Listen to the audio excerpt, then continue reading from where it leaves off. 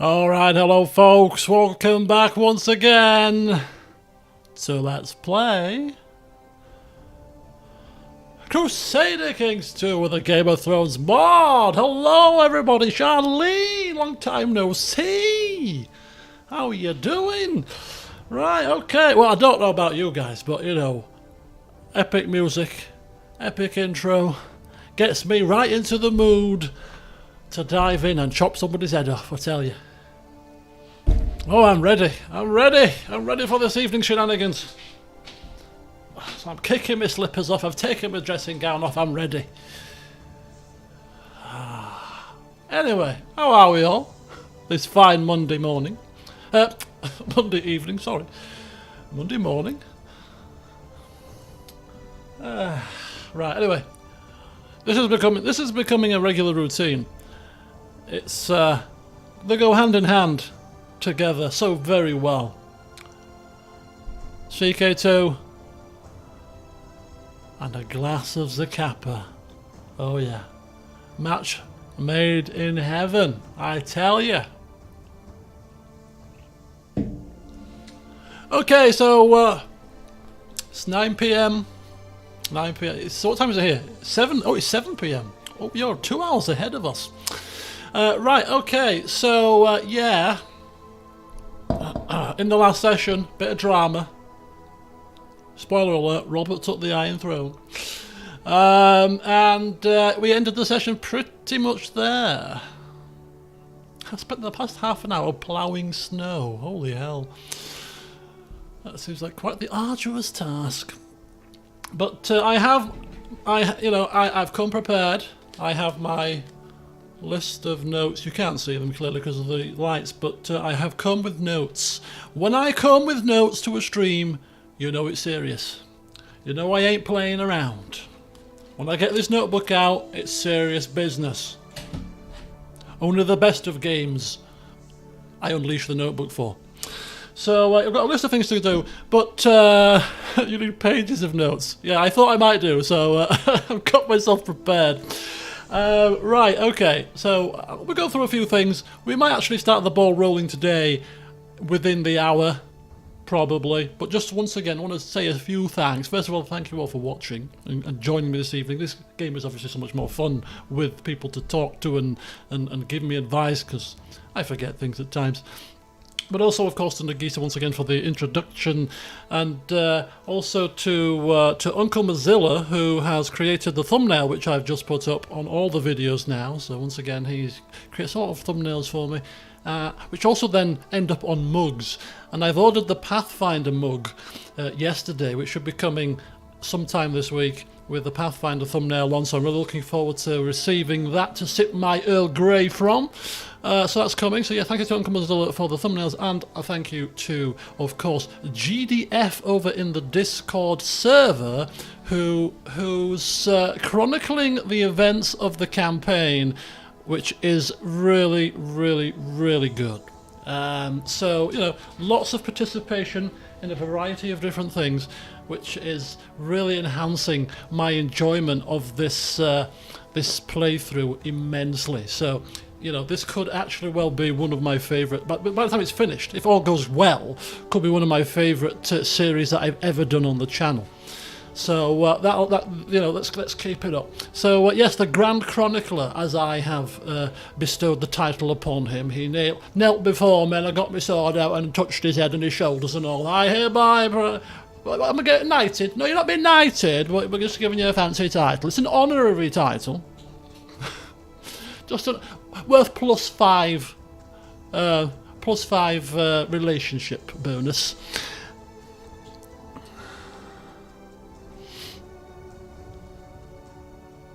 No, the actual the actual sigil isn't the house sigil. It's the sigil of the land, I believe, right? So this is a look. If you can see it here, it's the sigil of the county, rather than it being the house sigil.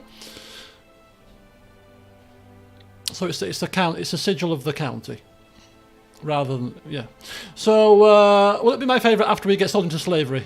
Yeah, because it means the LP will end very prematurely. But hey. We live with the, we take the rough with the smooth.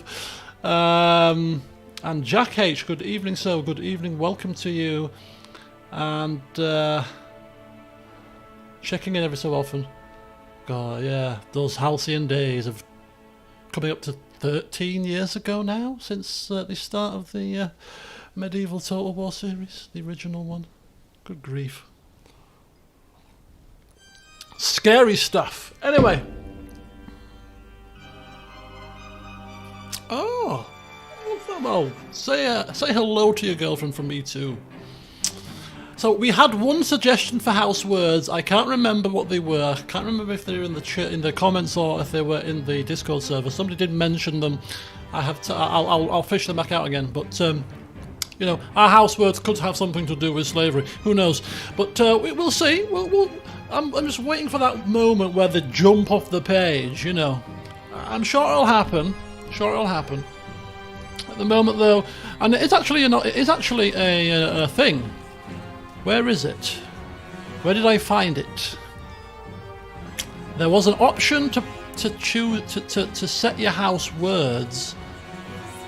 There you go. Set house words. You can set them here. You see. So it is actually a proper thing. It's not like a roleplay thing for our own benefit. It's an in-game thing. We can set the words. So we'll get to that when something jumps out at us.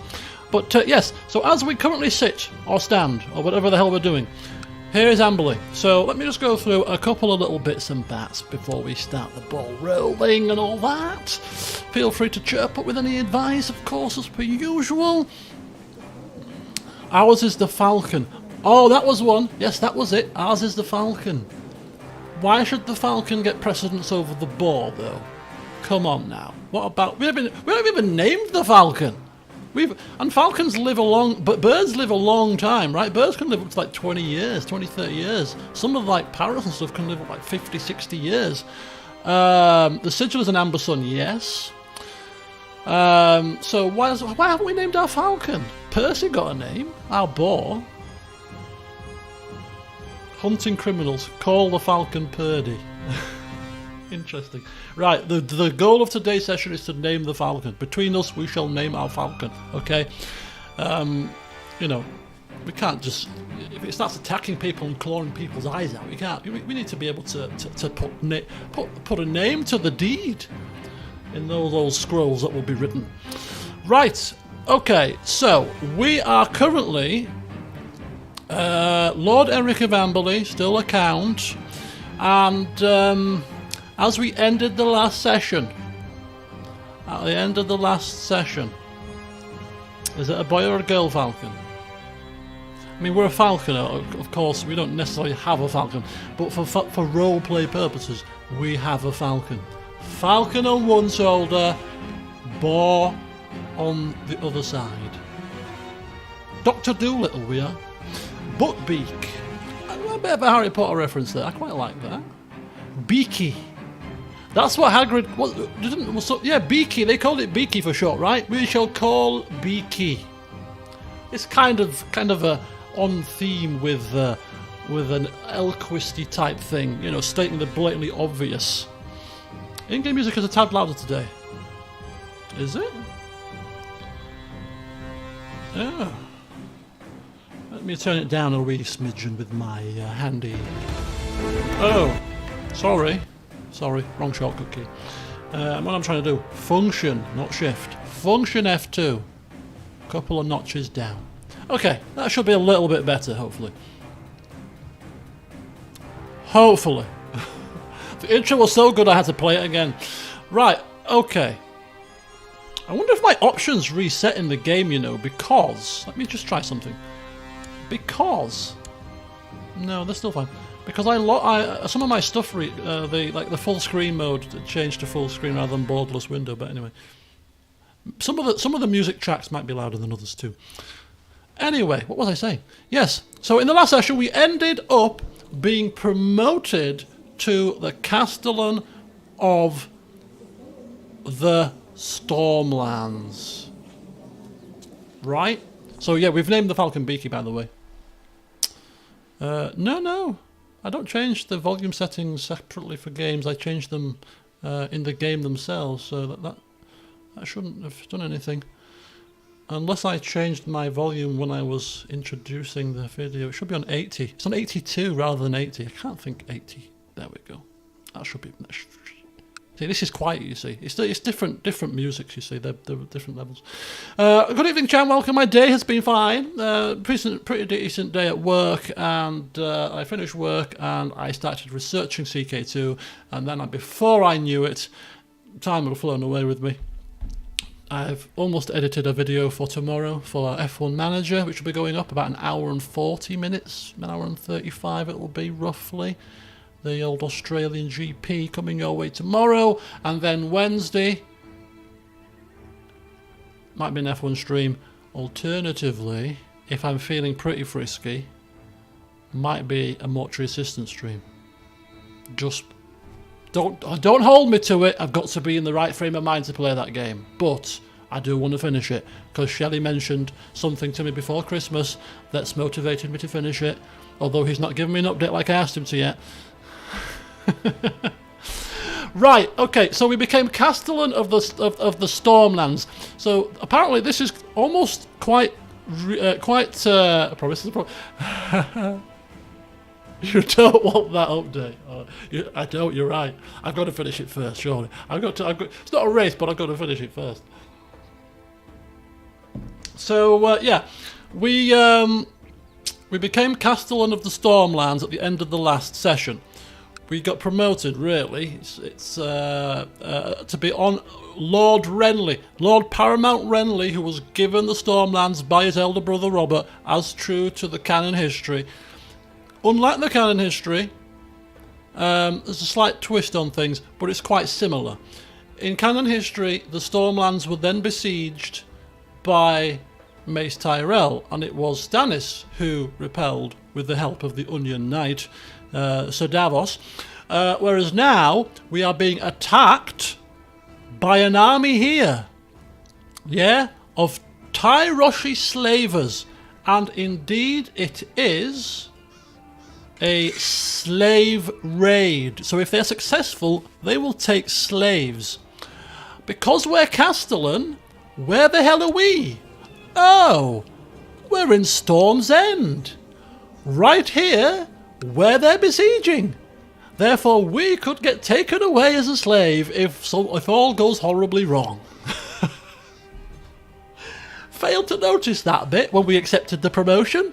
Maybe there was an ulterior motive from little Renly's regent at the time. Yes, let's bring some pawns in to get captured. Because meanwhile, Lord Renly is in hiding. Now, I don't know if that will preclude him from becoming captured from a slave raid, but it certainly precludes him from being... makes it more difficult for people to plot and scheme against him. But we'll see what happens. So the first decision that we have to make is what the hell are we going to do? The easy thing to do would be to resign from our position so that we end up back in Amberley, sneaking out the back door, which is a cowardly act. We are basically in charge. We are Lord Renly's right-hand man, essentially. He's in hiding, as he should be as the Lord Paramount, and therefore, we would be willing to throw our lives in for our Lord that we don't know as a child? Well, we're an honourable person, perhaps we would. But so we are essentially ahead of the council, and therefore, I can just envisage us, the siege engines are being built, and all this malarkey is going on in the background, and we're leading the council talks as we speak. Well, how's the food stocks going so far? Well, we've got enough food to last for a couple of years, but it's looking a bit grim. So, if we manage to repel this or hold out until the cavalry arrives, another noticeable notch to our name, another feather in the cap. We didn't bend, we didn't bow, to quote some other house words there, but we remained steadfast, led the council gallantly, kept the morale of the people up, and saw it through. That's exactly what we're going to do. We ain't resigning from our position unless it gets to 99% war score, and then we're fleeing like a cowardly dog. Robert, for this child, yeah, exactly, for this child, although, it's a younger brother. He's 11. He's probably he might be quite a witty little urchin. So that's the first thing. But before we start the ball rolling and see what the hell happens, you know, Robert does have a levy of 45,000 men, and it is also worth noting that in this Tyroshi Slave War, Lord Paramount Eddard of the North has pledged his alliance and or his support in this war, as has Hoster Tully the Trident. So, you know, with all of those things combined, we've got a fairly decent sized force to be able to repel this. And we're hoping that that force comes down to bear upon these enemy quite quickly. Because A, we don't want to start eating rats. B, I don't really want to start eating onions. And C, I certainly don't want to be shipped across the narrow sea to Essos anytime soon. Okay? So that's going to be our first focus of the session. Just staying alive. So, yeah, that's that. So in terms of us, there's a few little things that we need to change about and just tweak and stuff. So first of all, focus. We need to change our focus. Our liege, we'll wait till he comes of age, but for the moment he's attractive, or Renly, or young Renly, affectionate, he's an idolizer, a squire, brooding, quiet thinker, sitting in deep ponderings. You've got a lot of time to think when you're in hiding, haven't you? Yeah, clearly. Start looking at Percy real quick. Yeah. Fresh boar meat over a roasted over a fire? Over a pit? Suckling pig, anyone? You... don't you even think about it, mate. Falcon wings for marinated in a nice sauce? So, anyway, right, focus. Focus, focus, focus. When the cat's away, the mice will play and all that. We are no longer under the watchful gaze of our overweight wife, who is working tirelessly with the maester to save our sickly child.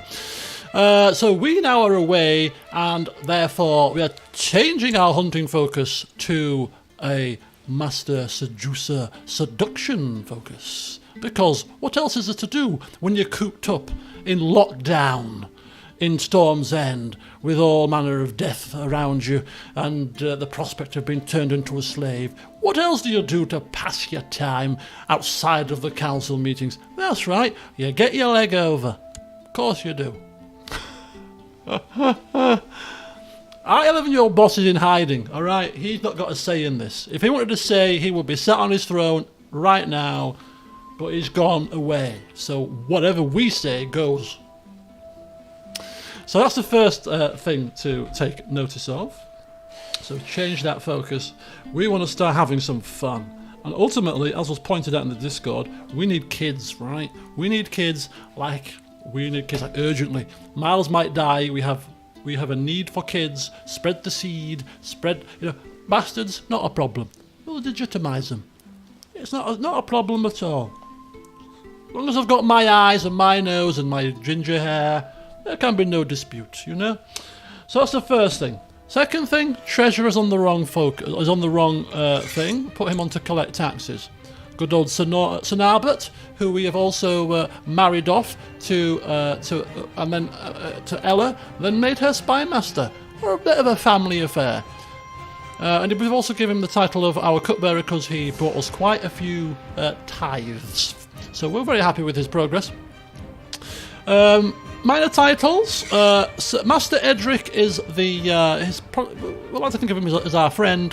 He is our designated regent in case all goes horribly wrong in Storm's End.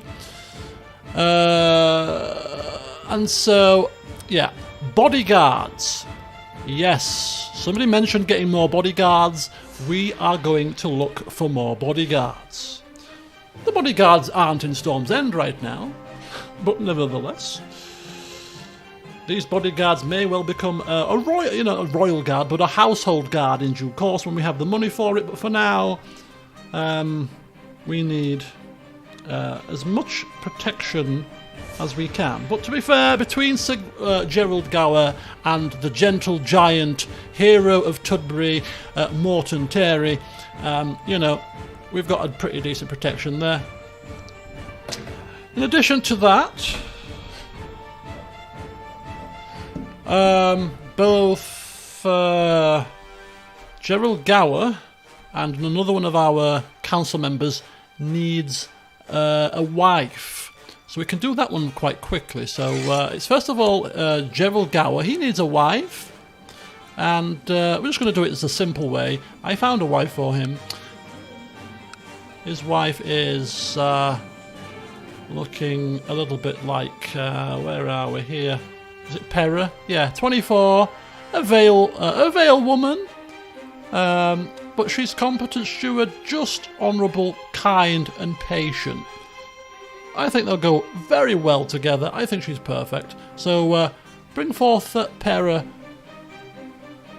quite swiftly. I always press the wrong button when it comes to these things. Bloody hellfire. There we go. Look at that. Very good. So getting him married off, and then the only other person to get married off would be our own Castellan, who is our friend Morgan, who returned the remains of John Connington to Griffin Roost, and then rather coincidentally, the little child in charge at the time, John Connington's daughter, ended up dead. Rumours abound as to what happened there, but yeah, he needs to get married off. So there weren't that many great suitors here, but Janae, handmaiden. Is she a handmaiden? Or is that her name? I don't know. But you're not really seeing too many great ladies here. But she's a fellow falconer. Ruthless, chaste, is not good for having kids. Craven and cruel. I don't think Morgan deserves a wife like that. We've got Bionel, who is envious, selfish, arbitrary, but gregarious. She's not marvellous, but she's the best of a bad bunch. And I don't really wish to start searching the realm. So we'll take Bionel, 16. Maybe she'll grow, who knows, into something a bit more reasonable in due course. I suppose you can't help who you fall in love with, can you? Maybe we should try to become friends with our spy master. Schmooze him a bit. What, with our new seduction focus, you mean? Seduce? Oh, don't you worry.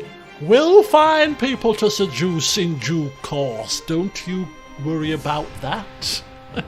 Don't you worry about that. So Morgan is getting hitched.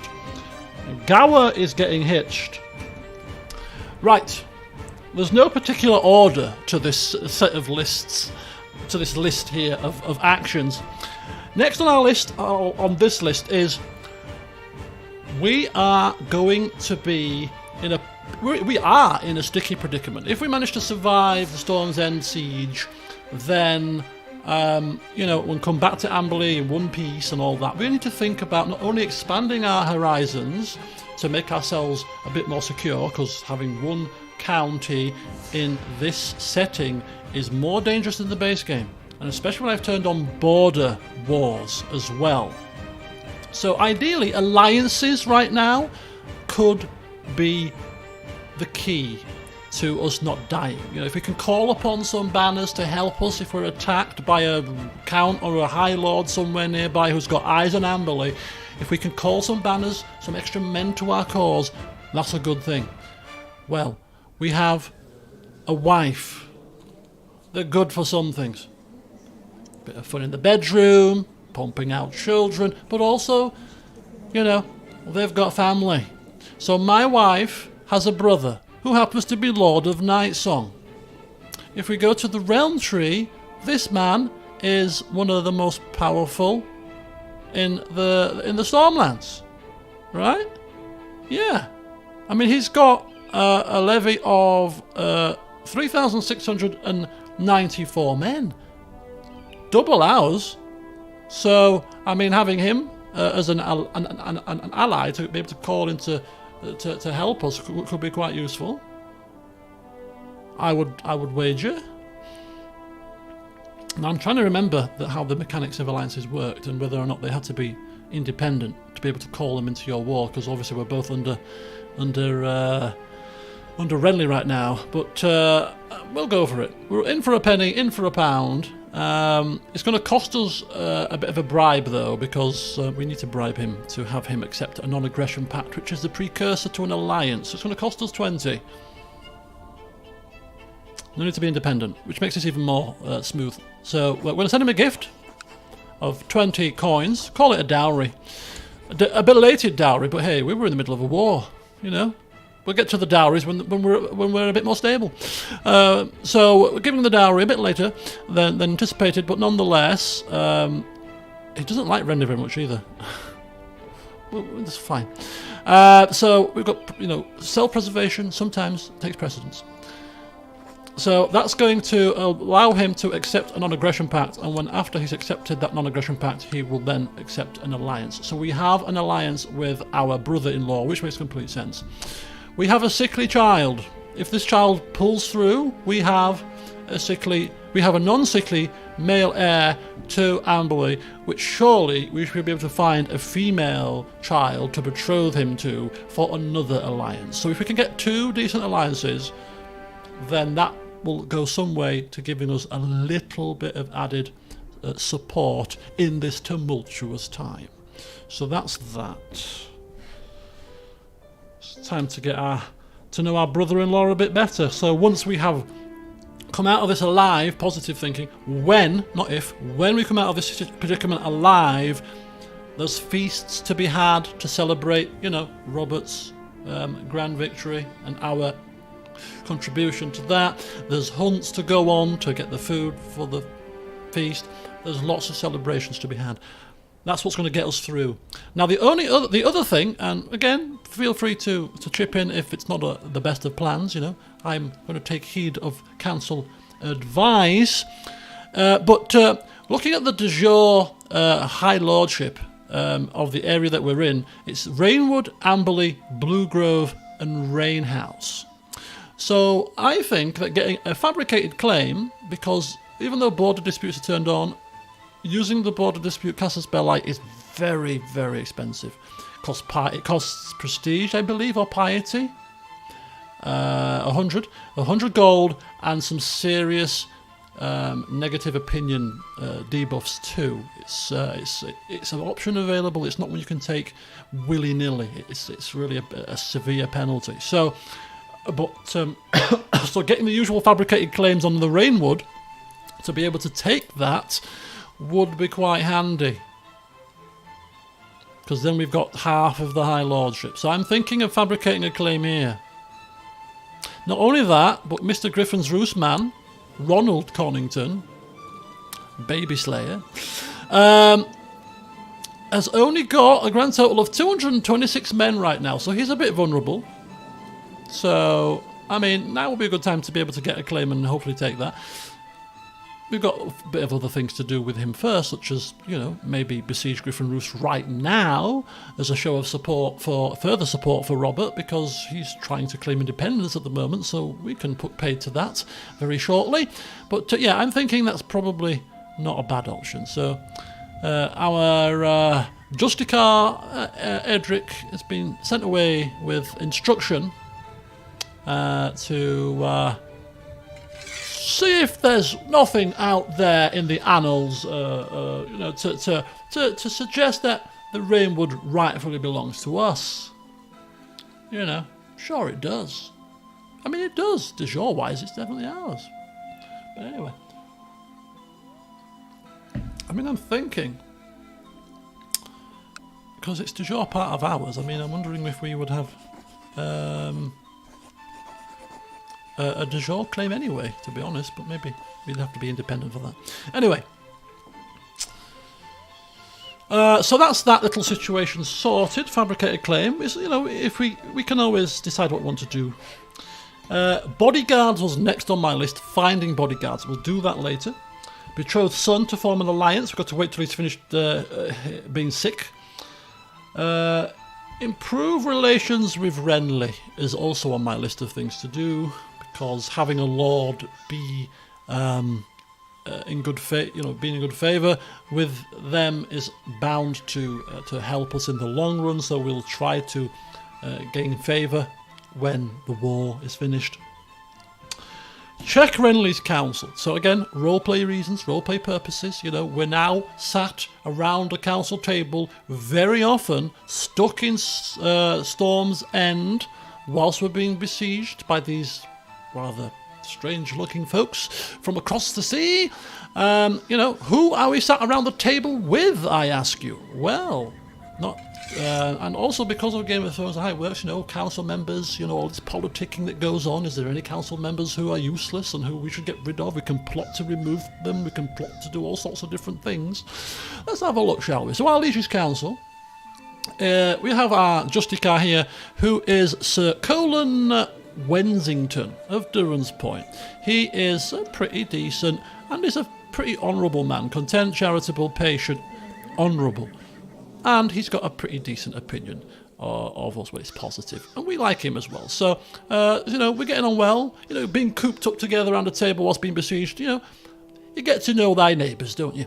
So, yeah, we're getting on fairly well with him. He seems to be a pretty decent Justicar there. The Septon, we're not overly concerned about, to be honest with you. Religion and all that again. Spymaster, Eryk of Blackhaven. Eryk Dondarrion. Father of Beric Dondarrion. That name rings a bell, doesn't it? But he is the Spymaster. It's pretty average, but he's a knight. He's authoritative, erudite, zealous, brave, and deceitful. So, you know, again, pretty decent Spymaster. And the important thing is he likes Renly a little bit, so hopefully won't try to have him popped off. So that's Mr. Dondarrion there. Of course, the Castellan, perfect man for the job. You know, many a Castellan might have run in fear. In this predicament, not us. An advisor, which is a kingly, non-council-y position. It's a council position, but he doesn't do a job. He's just kind of there for voting purposes. Edwin the Old, he'll be dead soon. That's nice, isn't it? He'll be dead soon. Just forget about him.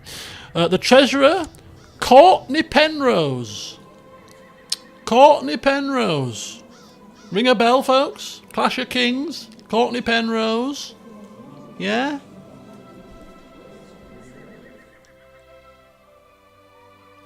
Wasn't he responsible for opening some gates or something?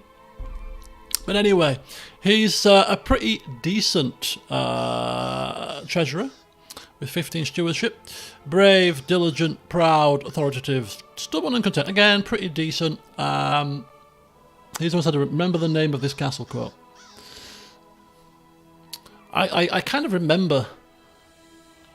It's one of those memory things where you remember bits and bats, but you can't remember the whole story. Almost like a dream. When you start to recall a dream, and it comes to you in bits, you kind of remember bits of the dream. It's kind of that. I remember him. I can't even remember his face in the show, but I remember of him. I remember his name being mentioned. He held Storm's End against Stannis. Okay. Oh! It was the shadow killed him. Okay. First, one of the victims of that shadow, eh? Damn shadows. So, right, that was him. Anyway, so he is, he's got a daughter, Lady Penrose, but we can't betroth. Oh.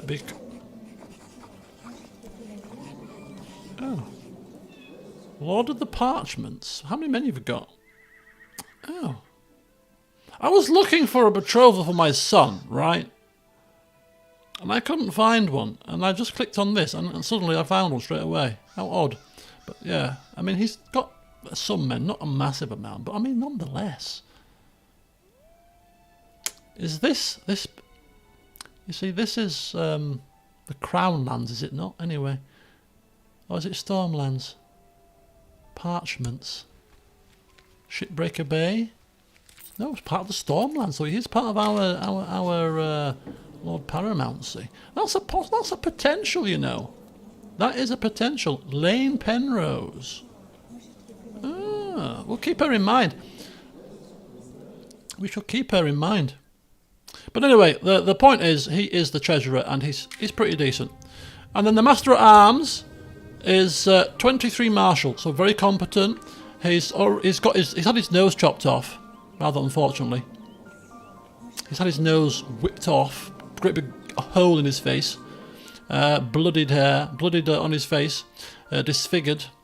But he's honest, and he's as ambitious, chaste, selfish, you know, but he's competent. So despite the fact he's got a great big hole in his face, we are insisting as Castellan and leader of the council that he continues in his role, as disfigured as he may be, to keep the troops' morale up, to keep them well drilled should their services be required. So that's Lord Caspar Wilde of Rain House, the Holy Nosy. We need to think of a nickname for him.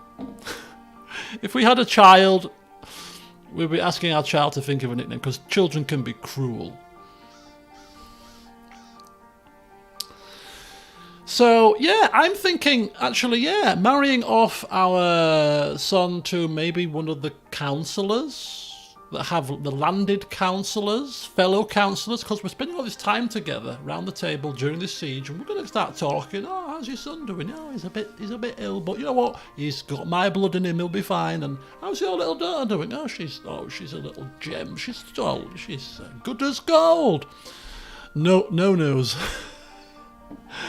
So, you know, it's quite a natural thing, isn't it, really?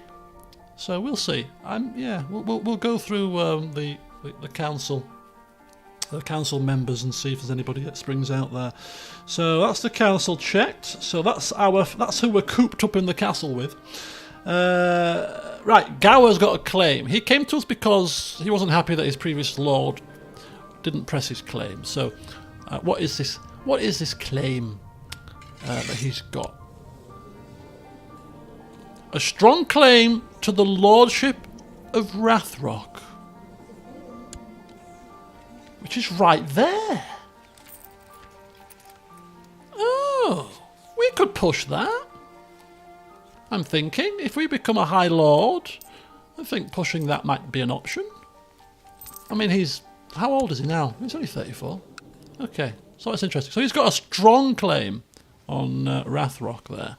So that could be worth bearing in mind. And the only other thing is, given that Brynden the Blackfish Tully killed Rhaegar, I think we have to make him an important character to track his progress, don't you think? So I don't know how to find him, to be honest with you. He's Edmure. He's a brother, isn't he? He's the brother of Hoster, I believe. Yeah, there we go. Brynden Blackfish, Slayer of Rhaegar Targaryen. Personal combat. He duelled him, he beat him. Quite the feat. So 110 personal combat skill. Jesus. So a 30 martial. Holy cow. So isn't he just a beast? Isn't he just? Hello Joe, welcome. Have I considered Brienne of Tarth? I did consider Brienne of Tarth, but we couldn't marry her. We couldn't marry her because of matrilineal. Her father would prefer a matrilineal marriage because she's quite close to the thingamabobs. I found her through here. I definitely found her through here, and it was a no-go. It was a no-go. I did a bit of looking off camera. Didn't find Courtney Penrose's daughter though, clearly. Anyway.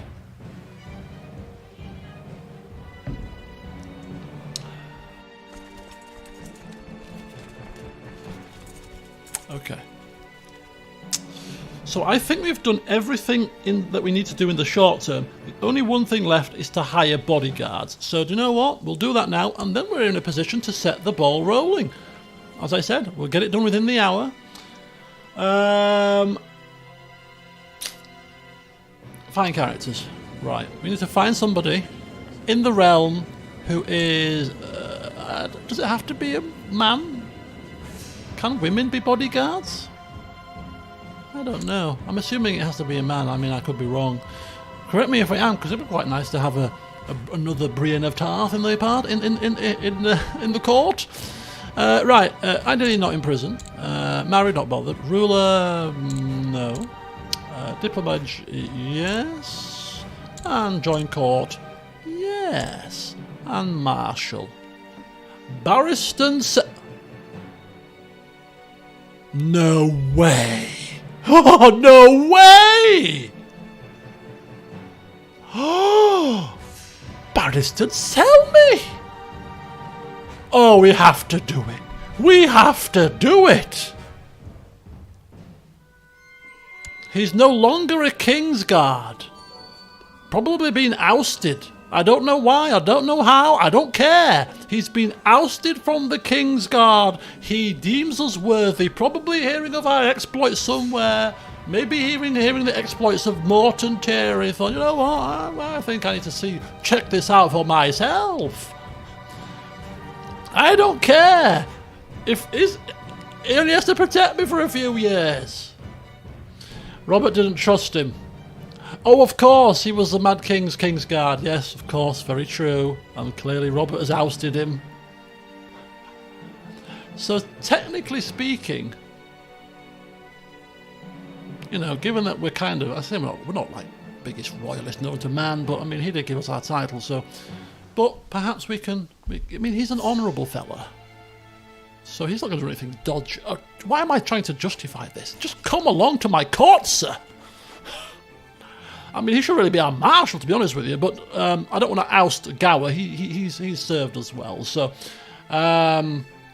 commander, certainly. Bodyguard, definitely. Do we need any more? I mean, we've got a gentle giant. We've got Barristan the Bold, Sir Barristan the Bold. I mean, do we need any more bodyguards at this point? I think it's quality over quantity. I think so. But we'll just check another couple. We've got Dontus. Not to be confused with Dontus the Clown. Remember Dontus? I think Dontus was in the books and not in the shows. I could be wrong. But he was like a fool. Wasn't he like what was that? Joffrey's fool? I don't think this is the same fella.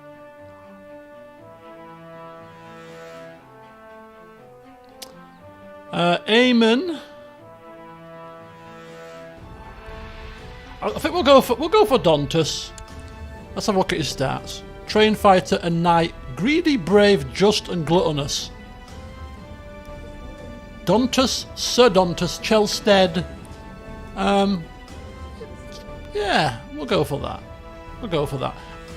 And then we've also got Aemon, zealous, gregarious, and temperate. Kingslander, Stormlander,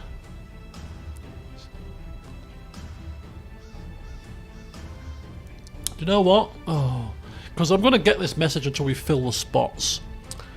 I don't. No more. I'm getting Sir Barristan, and that's it. So it'd be quite nice to have bodyguards that mean something rather than randomly picked from a list. Obviously Barristan means something, we know who he is.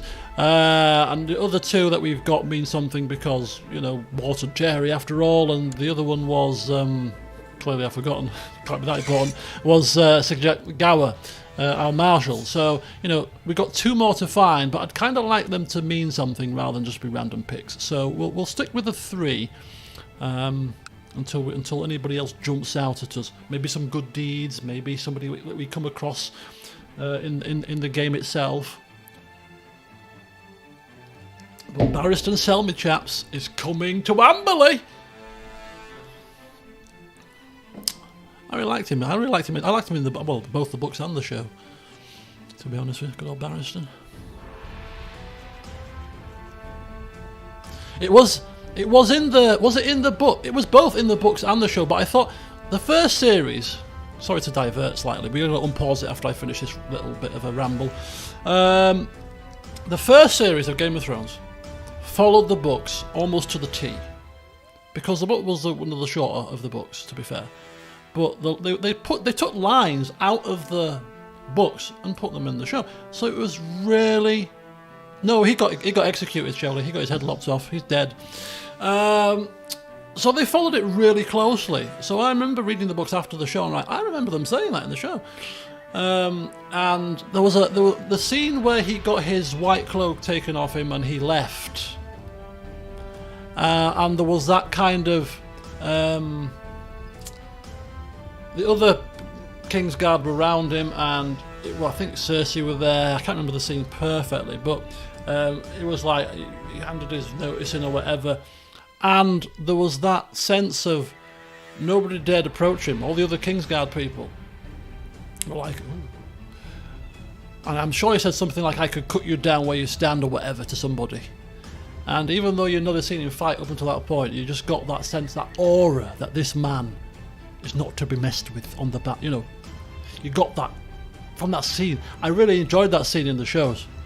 Even now I could cut through the five of you like carving a cake. That was it! That was the one! Thank you! That line, that scene, I really enjoyed that. Carving a cake, here we go, that's the one. I can't believe I forgot that line, such a line. Like carving a damn cake, man. Carve some cakes in Amberley, Sir Barristan. We have many a cake to carve by the time I've finished. Right. Like a hot knife through butter. They wouldn't have said that in the books. That's an English say. He wouldn't have said that. Mr. Martin wouldn't have penned that, surely. I'm going to have to find this tonight now. Right, okay. So I think we're set. Unless anybody else has got anything to bring up that they think I may have forgotten or overlooked, we're ready to set the ball rolling on 2-speed and see what today brings. I'm quite nervous. I'm also going to save it as LP1B in case we get slaved. Because as much as I'd like to stick with roleplay and whatever happens, if the game ends, clearly we're not ending on game over after episode 2, 3, whatever it is. So, just in case. Just to be sure, look for a bride in Essos in Old Andals. Easy as a dagger cuts cheese. So why did they change the line then? Why did they change it to cutting a cake? They could have just kept it as it was. Never mind. Anyway. Nonetheless, I like that scene. So. Yeah, if my son survives, it's fine. What kind of cheese, I wonder? I think carving a cake is better.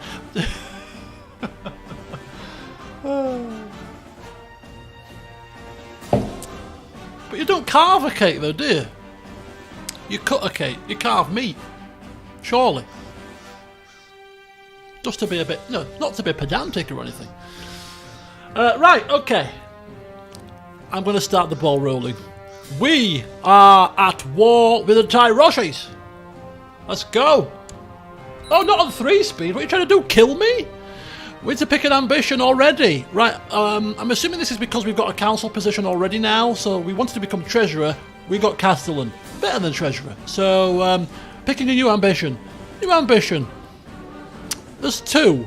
We could try to become regent, which really, really would put us right on the top echelons. You know, not only are we castellan, but we're regent as well. Alternatively, as I said, we need kids. We need kids. So let's go make some babies. Yeah, let's make some babies. We'll make do with castellan for now. We'll become regent in due course, I'm sure. If you're the person making the cake, you can carve it into the shapes in special cakes.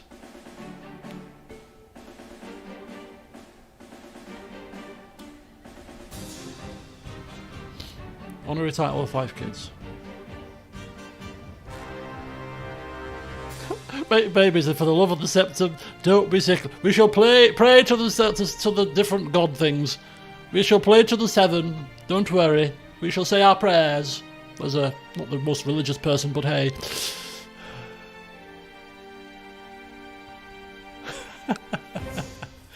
Okay. So that's the first thing. What's next on the list?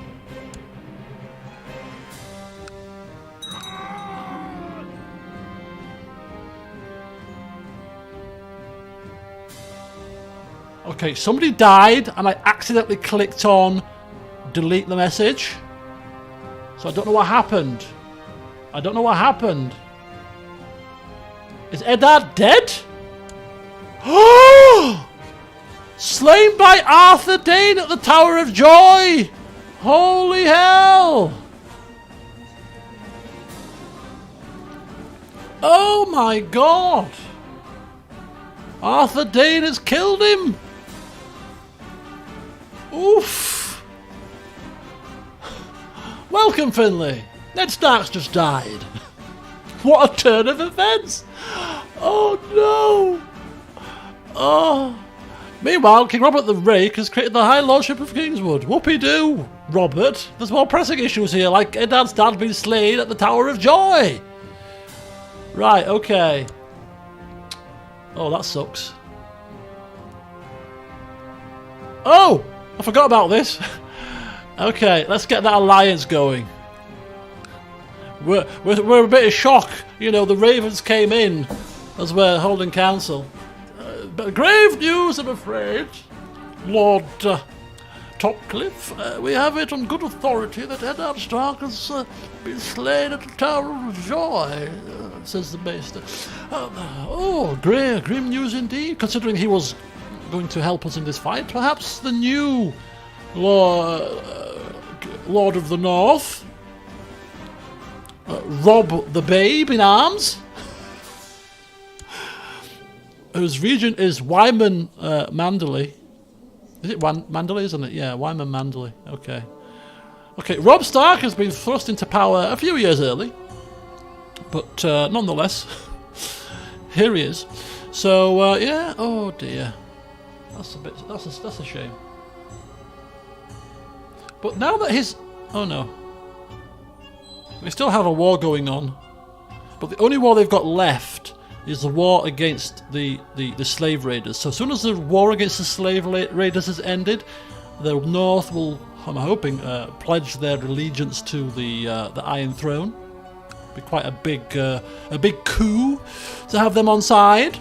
I forgot to check actually other Lord Paramounts. I was going to do that before I started the time. I forgot. But Dennis, the Darling of the Vale, is pushing back now. The Mountain clans. War score 58% in favour of Dennis, so that's going well. Tywin is fighting an internal battle and hasn't pledged his allegiance to anybody just yet. The Trident, he's helping us in our war against the Slavers.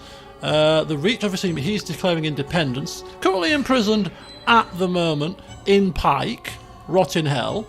And then we've got Dawn, who's got Arianne Martell, after her father died in combat against Hoster Tully. She's in charge and she's not at war, and they're currently still independent at the moment. So that's the state of play across the realm. Now Bran, yeah, Bran will never be born. Good riddance.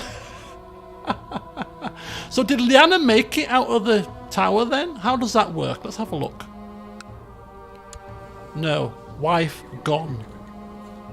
Wife gone. So is Lyanna Stark alive or dead? She fled? Where is she? Where's his sister? Lyanna is still alive then, right? Aemon Stark?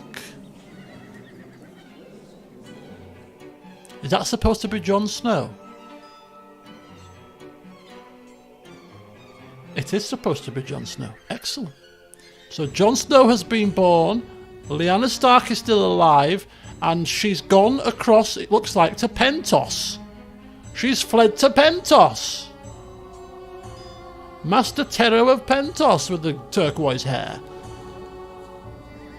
Okay. Okay, so we're getting some interesting little twists there. This is really cool. This is why I picked this timestamp. It's because of the fact that we can do these comparisons and see how things diverge away from canon. This is so good. I'm really enjoying this. I know we're not really moving very quickly, but it's just all the stories that come out of it. It's just so fabulous. Right, let's carry on.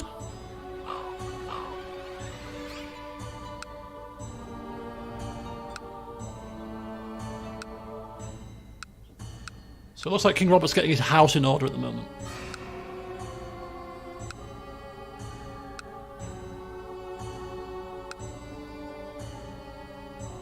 Okay. We've been fired! I mean, it's not a bad thing. We get to flee away from the Philippine slavers. Why has he sacked us? I've been holding council meetings, I've been running things in your absence. You've been cowering in fear, you little shit. I have to swear, this is a massive slight. This is a massive slight. How dare he? And there could be a plot twist.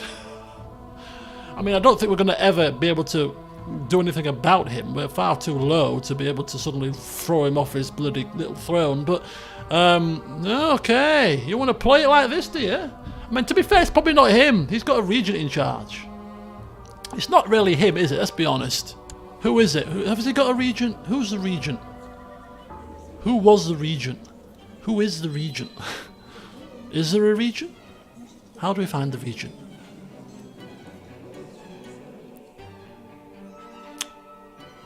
Lord Paramounts Renly the Son has been tutored by Sir Richard Hope. Guardian Sir Richard Hope. Religious head. How do we find out who the regent is? How long do we last in the council? A month. Become a rival with your replacement. Oh, you bet your bottom dollar we're coming a rival with our replacement. How dare... I mean, to be fair... We wanted steward, we wanted treasurer, to be honest with you. Maybe we need to yeah, start creating a list like Arya, yeah. Right, number 1, Renly. Yeah, who's next? Because when John Connington came onto my list, he ended up dead within 5 years. Just warning you, don't cross me.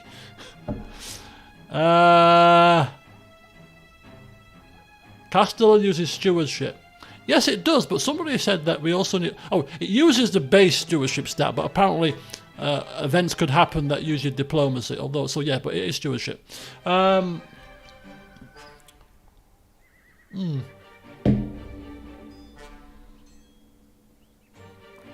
haven't had any drop frames or anything. Everything seems good on my end. Nagisa. Although... Just checking my internet connection. Yeah. Oh, it is dropping a little bit occasionally. But nothing major.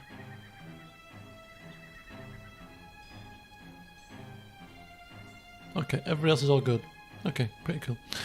Right, first of all then, it is displeasing, so we have to pause it. We have to pause it, I'm sure. I'm sorry. Who has he replaced us with? Julian? Lord of the Red Watch? Where are you, sir? Oh. Oh, he's, Oh. He's got the High Lord. Oh, he's the High Lord. Oh. What? What? You've replaced me with this incompetent idiot. You're besieged by slavers, and the most important council position you have given to this incompetent muppet. I mean, I would like to create him as a rival, ideally, at some point, but I mean, he's a High Lord that's next door to us, so I don't really want to draw his attention, because he could take Amberley. He doesn't have a lot of men, though. Speaking of which, give me a second. It's time to form an alliance. We may be going to war soon. Not that we hold a grudge, but we do. Okay, so we've been replaced by an incompetent fool. Well, are we back home in the comfort of Amberley? Yes, we are. So, we're safe. Maybe Ren wants to keep us safe whilst the slavers are attacking. Now, if that happened, if we were put back as Castellan after this war had finished, that would be absolutely beautiful. That would be beautiful. It would probably not be in the game's mechanics. It would be pure chance. But it would be beautiful if that happened. But yes, we're now safe. So every silver every cloud and all that. We're no longer at a threat of being imprisoned and sent across to Essos to kiss somebody's feet and mop their brow and feed them dates. Right, Morgan and Benel are getting married, so Morgan is hitched. Long may you have happy times with your wife. And, yeah. Also, Sir Gower, Sir Gerald Gower is also married too. Okay, and alliance accepted. Beautiful.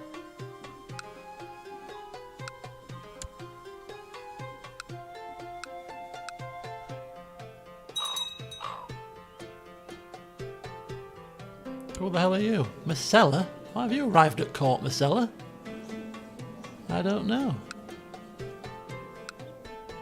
Because she's probably come with Sir Barristan the Bold, that's why!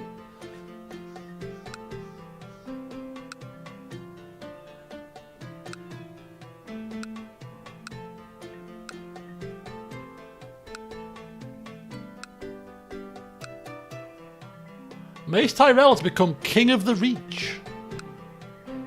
Interesting. Right, what we're doing? We're going to bring good old Barristan into the bodyguard now. So look at that for a bodyguard. We have Barristan the Bold, Sir Barristan the Bold, we have Morton Terry, and we have our Marshal Gerald Gower. All pretty decent fighting men. I mean, you couldn't wish for a better bodyguard, could you? If you were to handpick them yourself. So that's I'm really happy with that. I'm really happy with that. We'll wait for the other two, but now I think you've got another bodyguard. Commander 2. Good call, Ollie. I almost forgot. In my excitement. Commander. Can we only have 2 commanders? I think we can only have 2 commanders. Sorry, Sir Narbert. You prefer to collect taxes anyway, don't you? Of course you do. Sworn Shield. That must be the title you give to bodyguards. Right, so we've got Morton Terry. And we've got Sir Barristan the Bold. Hopefully Narbert will be too unhappy that we've removed him as a commander. I don't think he will. Nah, he's not bothered, he's happy. I don't want to be a commander anyway. I don't want to be a commander. Well, you'll be a laugh. Right. Now.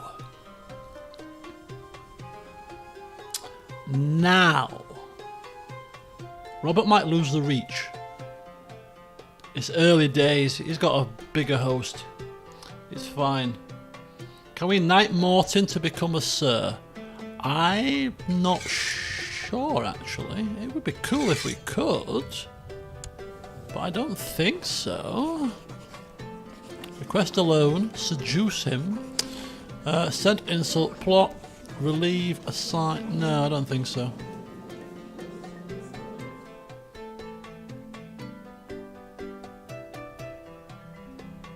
I think you either need to be a king, rich, or an actual knight. Only a knight can make a knight. Cool. So as soon as we've got 100 gold pieces, we can buy a knighthood. Because they dish them out on Amazon round here. So it costs us 100 gold and 150 prestige to get the knight status, and then we knight him. What's the quickest way to get 100 gold? We could, and we will. Or will we? We can take out a loan. Now, the only loan we can take out is from a minor bank, and it gets us 24 gold pieces, which isn't a lot. And we pay it back at an interest rate of 30%. I hate paying back a 24 gold loan at 30%. It's ridiculous. My God, I thought our interest rates were getting bad at bloody whatever they are at the moment. 4, 5% in the minute? So no loans just yet. You know, maybe we can win a tournament. I don't know. We'll have to be patient on that one. But it would be cool to be able to knight Sir Morton. Right, before we set the game rolling, I wanted to just say, before we left the Stormlands, right? We wonder if we might have taken someone on our little merry way. Is there any free young and single ladies that we can whisk away with us through the back door? Shayra Errol, Lady of Wendwater? No. I mean, how far away is? No. What a crying shame. Lady Errol. We're only seducing them. We're not taking them away, are we? But now that we've left, we'll have to leave it for now. Right, okay. We need to find somebody to seduce. Maybe we'll seduce our wife. I mean, we've been away for a little while. We've been on death's door, besieged by Tyroshis. She should be pleased to see us.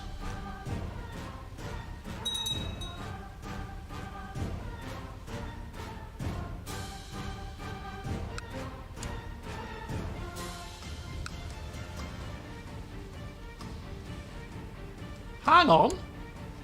He's made us his cupbearer. Oh yeah, I'll fire as Castellan, but why don't you be my cupbearer? Sample me poisonous drinks for me. Oh yeah, I'd love to. I'd love to. Talk about what's happening here. Oh dear, what's happened here? Hang on. This is Lord Eldon of Cape Wrath of House Estermont has seemingly become independent, or something's happened. But there's no war thing here.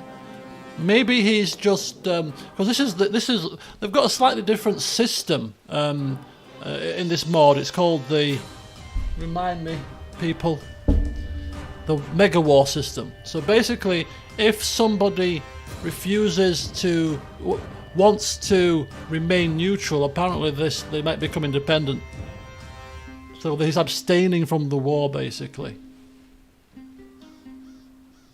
So although he's not openly hostile, so he's not joined the other side, but he's not partaking in the war. Coward.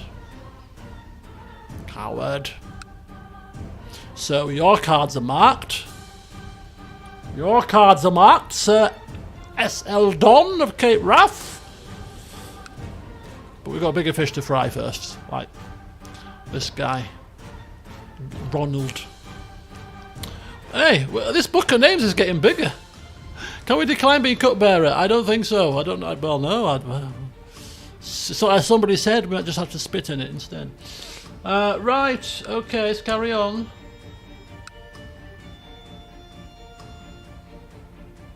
Oh, Mace Tyrell is out.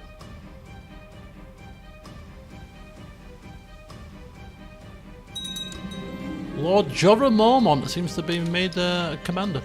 Lord Rollin of Goldshire has accepted a peace offer, so there goes Tywin Lannister. So he's at peace now, so it'll be quite interesting to see if he joins the Iron Throne or not. And good old Darling of the Vale has beat back the Mountain Clans finally. Yeah, so he's definitely at peace. So let's see what happens if he remains neutral, which would be quite fitting really, I suppose, or whether he joins the Iron Throne, or maybe whether if he joins the Reach. Let's have a look at what happens when it all settles down. So well done, Vale.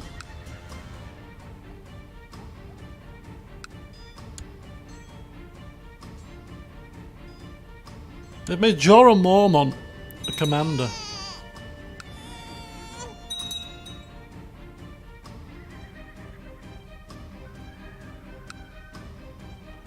Aha! And our spy master and our treasurer have had a child together.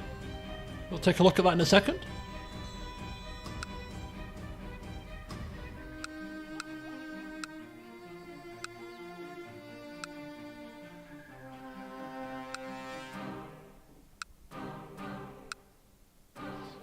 Okay, so after in the next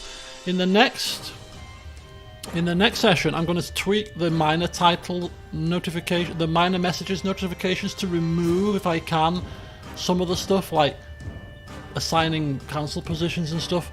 and stick to some of the more pertinent stuff if we can, because there's just far too many. But I do want to see certain things, so I might have to just kind of customise that for the next session. I'll put it on my list of things to do. Right, so let's have a look at what they named the child. What they named the child here? Let's have a look. Davos, was it? Oh no! That's a second stillborn child.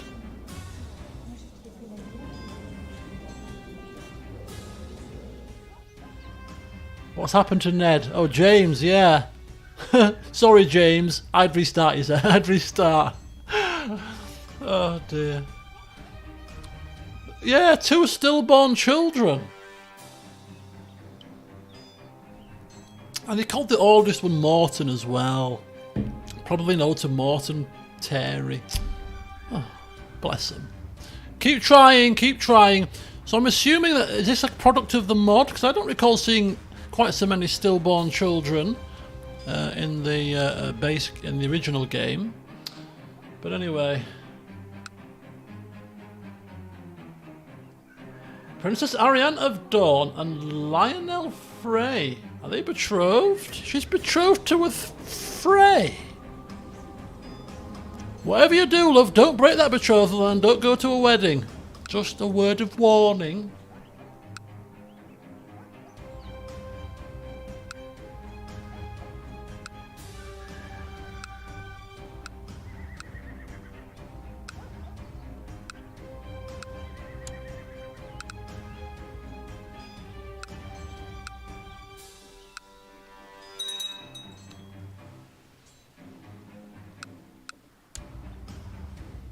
Okay.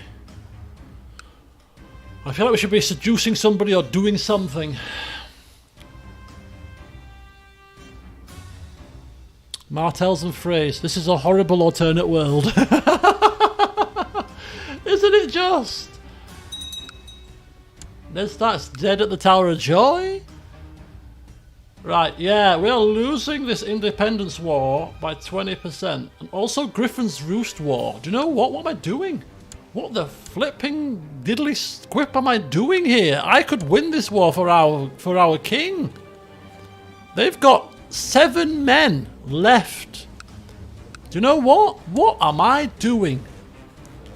Forget about this war, your grace. I've got this under control. You focus on these blasted reachmen. Get them bring them to heel. You don't worry about Griffin's Roost and all that. I've got it under control. Bloody hell. Right, let's raise the... do we have to physically join the war? Let's have a look. Griffin's Roost. Join the war. Offer to join King Robert the Rake in the War of Griffin's Roost Independence. Yeah. When we declare war, if we win the war, Ronald will be imprisoned, Ronald will lose prestige, Robert will gain prestige. We don't gain diddly squip, other than the good grace of Robert Baratheon, who, you know, in the books was a master seducer himself and liked hunting. Why do you think that is? Because he talked to us, clearly. Just avoid those 17,000. That's the slavers. It's fine. Right, we're joining this war. We're joining this war. We're laying siege to Griffin's Roost itself, if we can. Yeah, we can just about lay siege to it. And hopefully, we will accept. It's 2 castle. Castle of Connington Tower. Oh, okay. It's going to be quite tight. We've got 400 men difference. So if we start losing men to attrition or to starvation, to events, we might not get this done.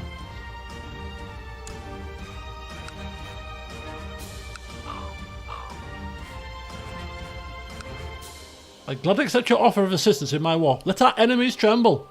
Oh, so they will tremble. So they will tremble. Just have a word in your brother's ear.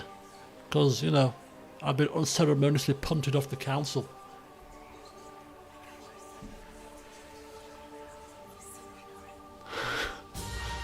Right, what we're doing? We're raising the army. 1,500 men marching to Griffin's Roost. Oh, finally! Finally, things are happening. Here comes the cavalry. Now, we'd be doing a massive shriek of joy if we were still sat in the council, but we're not, because we were sacked, so we couldn't care less. In a sick, twisted way, we might have been slightly hoping that the new castle was captured and carted off to Essos. But anyway, we're not that malicious. Who do we have leading our troops? Barristan Selmy? Do we plunge him into battle straight away? Or do I lead it myself? We haven't led a battle yet. And I almost feel like winning this war for Robert is quite a statement. And if we head the army ourselves, when we do that, that would be a big feather in our cap. But it is a tough siege, so perhaps expertise with all the extra percentages that we get from him.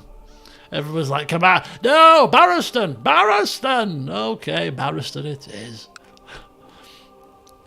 He'll cut through them like a carving a cake. All right, that's what he's gonna do.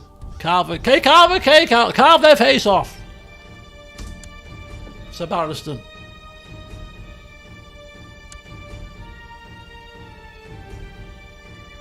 All right.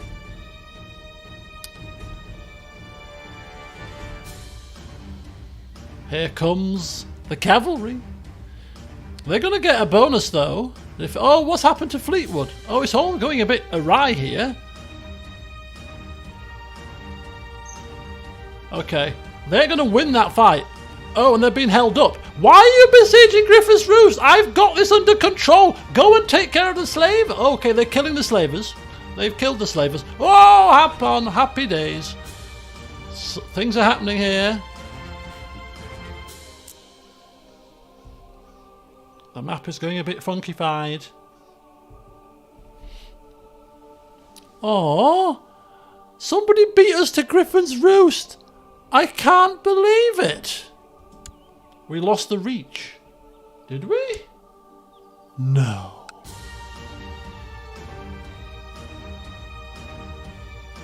Did we lose the reach? How? The Independence War is still on. Let me see what's going on here. No. There, defending against Mace. 29% in favour of King Mace of the Reach. Okay. The war still rages on. It's just you're not in all of Robert's war because Renly is now independent. We don't see Robert's wars. Okay, so he's gone independent. Does that mean that he's stopped supporting his brother then? He's remaining neutral? I mean, this guy's a fool. He sacked us, and now he's split away from his brother? Who's your regent? Lady Shire of Wendwater? She needs dealing with. She's clearly incompetent. Stannis won't be happy. Where's Stannis? Stannis is here. No, he's not there. He's here. Stannis is there. He's the Lord of Dragonstone. At the moment, little Cameron Baratheon. He's in a strange twist. He really likes his brother. Did he ever like his brother in canon history? My loyalty lies with Robert. Yeah, exactly. So the fact that Renly's declared independence and sacked us is not sitting very well. Oh, I didn't notice that. He's married Lysa Tully. He has indeed. What a strange twist. God, this is crazy. Right, I'm really upset that we didn't get to Griffin's Roost first. I mean, I don't think it makes a massive difference to the game mechanics, but from a roleplay perspective, I wanted to be the first one there and the one to take it. Oh.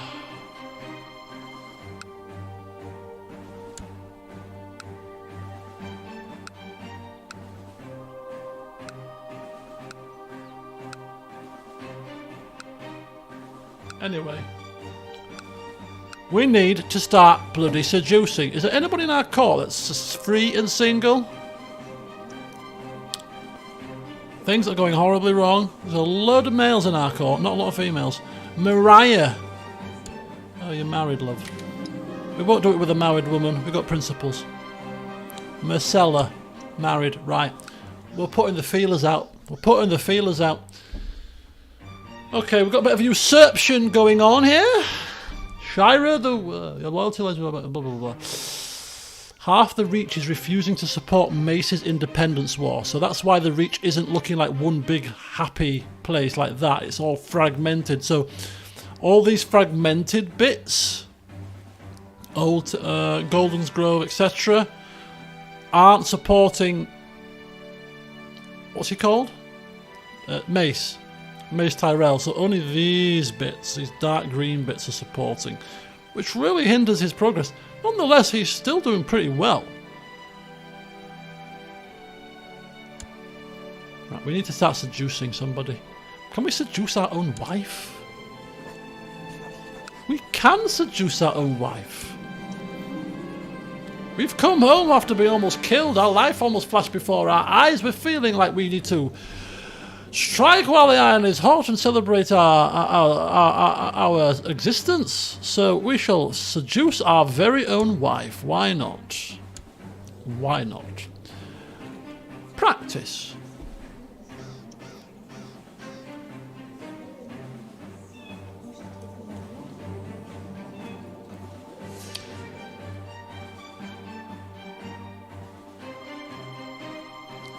In the meantime, we will look for a lady to bring to court at some point. A midnight snack. Right up her alley. She loves the food, doesn't she? I managed to chance upon my lender.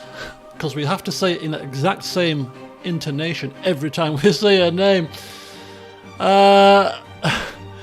She's alone in the kitchen. Clearly.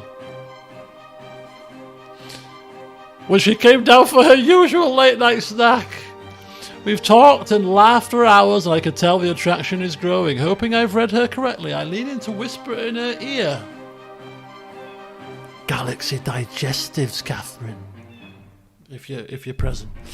Confess my love, make a lewd suggestion, quote love poetry, brush my lips against her ear, and breathe out softly. Oh yeah. Oh yeah. Brushing on. I won't do a live action rendition here. I sure know how to cajole women. My lender and I spent the whole night making sweet, passionate love in our bed. Too much information, man. In the morning, we woke up in a state of bliss. Talk about spicing up your marriage. Just send your wife down for snacks from the fridge and then go down and surprise her, then whisper sweet nothings in her ear, and before you know it, it's like you've renewed your wedding vows. Let our love grow or seek new conquests. Do you know what? No. We brought her across because we were attracted to her. Her personality, she had decent looks. Yeah, she's grown fat, but let's not hold that against her. She likes her food. It's a sign of wealth in these times. The fatter you are, the more wealthy you are. You know, and she's still got it in the bedroom, clearly. You know, and maybe perhaps we're more faithful than we like to let on. So no, let our love grow with me and my lender. Alright, yeah. We don't need kids. And then when she's of non-childbearing age, we'll kick her to the curb and get a newer model. Just like Leonardo DiCaprio, because that's what he does, isn't it? As soon as his model girlfriends get to a certain age, he suddenly ends up with another one.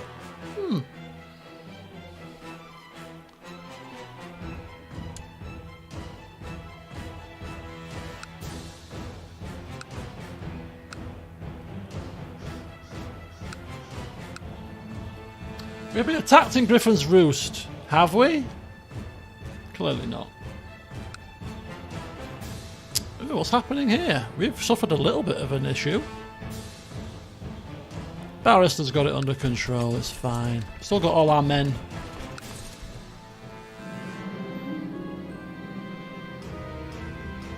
Oh dear.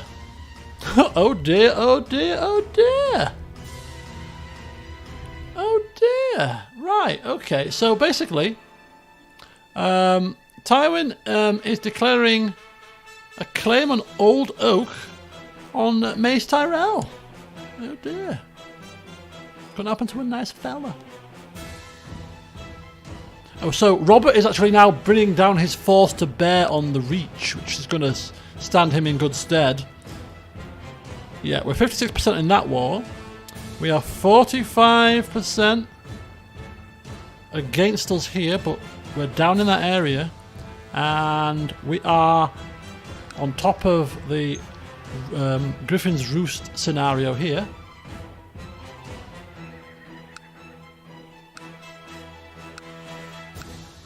Loads of stuff is continuing to happen on this map. I was warned that this map would get messy. Messy it is, but we're just about following it, I think. Mace is in a spot of bother. Yeah. Okay, here's Morgan collecting tax money to go towards our our being knighted fund, buying a knighthood fund. Oh, this is Quentin of who's Quentin? When is it home? Who are you, pal? Not a clue. Wasn't he part of the Ironborn people? Sure he was. Maybe a peasant leader. Peasant revolt guy, yeah. Oh hey! Victory in Griffin's Roost. Nicely done. I'm still gutted that we didn't have a direct hand in this in terms of getting there first, but we're still there. We're still doing our bits. It's not going to register, I don't think. Is it going to register? How do we see the war score? Occupation of Griffin's Roost, 52%. I mean... Oh, there! I've contributed 25%! Oh, I'm happy. That'll do. As long as our contributions are... get out of our lands, you're causing us to starve to death. King Robert's army. Where's he going? Siege of Connington Tower. Siege of Griffin's Roost. It's all kicking off here. You can shut the gates. An epidemic has happened. We've got a plague. We've got a great pox. It's happening now. Oh my god. It doesn't rain, but it pours. We've got a sickly child who's probably no longer sickly, right? Okay, he's still sickly. We cannot afford him to get the pox. We need to shut the gates. Sorry, Sir Barristan. Time for you to depart. You ain't coming back in. Right, let's we're gonna go to the Rainwood. Simply to make a statement. This is on our hit list. So we're announcing ourselves now. So that when down the line we come, we've made friends and influenced people. The gates will open for us. Why would these gates not open for Sir Barristan the second time? Clearly. Unless Robert's going there. Robert might be going there. Why is he bothering down here? Take your army to the Reach, man, you stupid fool. Oh, look at that. Our marshals had a child. Dead? No, not dead. Clearly the gods are with you. Right, let's shut these gates. We can't afford for our child to be ill.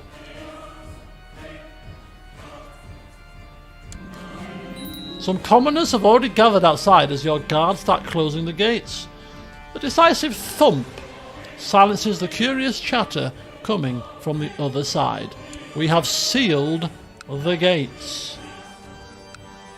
We cannot afford to get ill, personally or our child.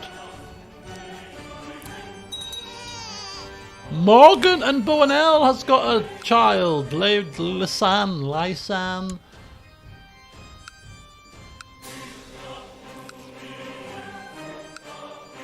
Lord Oberyn, appointed commander by King Robert the Rake. Actually looks quite similar to him from the show. Good old the Red Viper. Oh, look at that! We've got Lord Ronald Connington has accepted the peace offer. That has been put down. King Robert won and we helped out. And we have been told that he's been imprisoned. So does that help us with our opinion? Joined my war, plus 15, nice one. And now we are going to... Oh! He's got seduction focus. Seduction focus. Perhaps when we met over a few years ago, we rubbed off on him a little bit. Sent him astray slightly. He'll have a pet boar soon. You watch.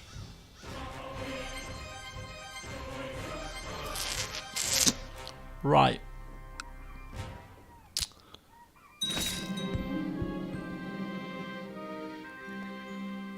Oh dear. Lord Paramount Renly has usurped the title of Griffin's Roost from Ronald Connington. And the High Lordship too from Ronald Connington. Hang on. He's got too many titles now, I think. He might give that away. I mean, we had a part to play in that. I'm just saying. Can we disband for no penalty? Yeah, we can. Right, disband. Interesting. Let's have a look at little urchin that sacked us. Yeah, he's got 3 duchy titles. He's going to have to give that away to somebody. What does he think of us? Oh, clearly can't.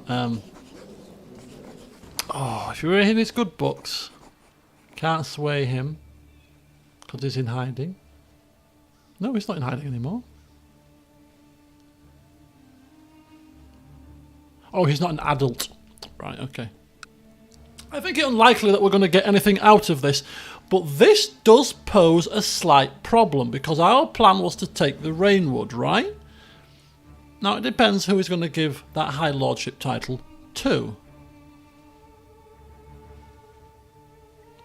So we have to follow this quite closely because Sir Rory of the Rainwood directly reporting to Renly, because Renly's the High Lord, but it depends if Renly puts another High Lord in place.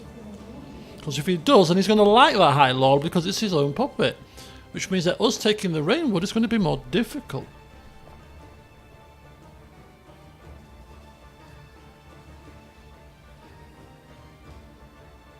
Can we can't request. Transfer vassalage. Sets the vassal to transfer to Sir Rory. No. No. We can't ask him for a title or anything, can we? Can we? Let's have a look in the intrigue menu. Any plots? Inciting a revolt. Could incite the new High Lord to revolt.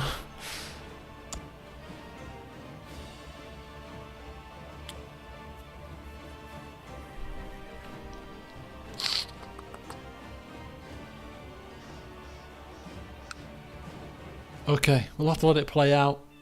We'll have to... there might be an option in intrigue. Yeah, or if we pick an intrigue focus, you mean?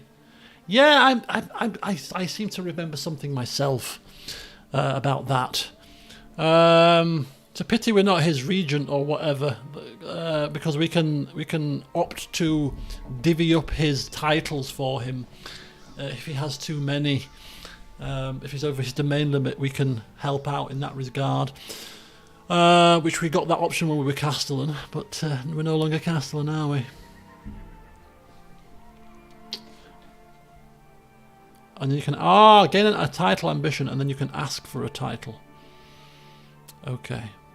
I mean, we probably can't change our ambition. It's we've only just recently changed it. Yeah, I've got to wait another 2 years. Okay, so short-term plan is to see out this plague and assess what's happening in this area. Because look at it, it all looks like it's been split into individual counties. So the High Lordship, Rainwood is separate. Look, Rainwood is separate now.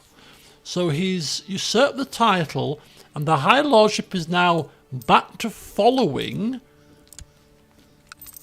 the de jure boundaries. Rainwood is now a separate entity, which does make it easier. Somebody mentioned that it would be easier now, and it is, because we just have to get the claim and attack a little child who's only got a 90 army size levy thing. Ooh. Interesting. Interesting indeed. Yeah, we definitely want the Rainwood. I mean, it's no offence to anybody that currently owns it, but it makes the most sense. It is part of our lands. We're diligent. I'm taking that as good enough as a reason to want to progress. And not only that, but we're not the biggest fan of Renly, so we couldn't care less what he thinks. Although I am assured that if the ruler isn't happy with our war that we're claiming on fellow vassals, he could ask us to stop. Thus, but we'll see.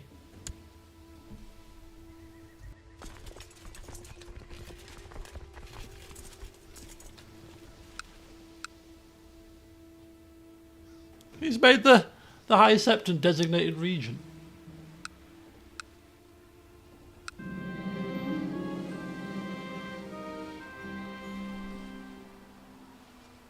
Dinner is ready, yeah. Dinner is ready. Dinner is coming.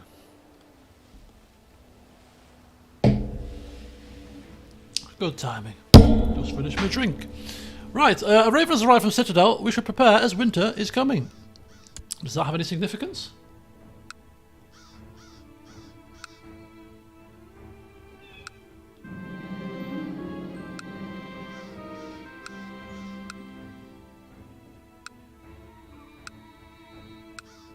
Oh, somebody seeks to kill Sir Barristan the Bold. We'll have to deal with that.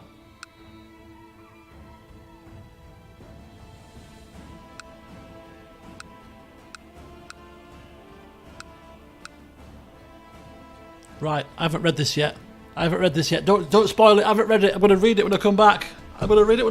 But it sounds like it's exciting.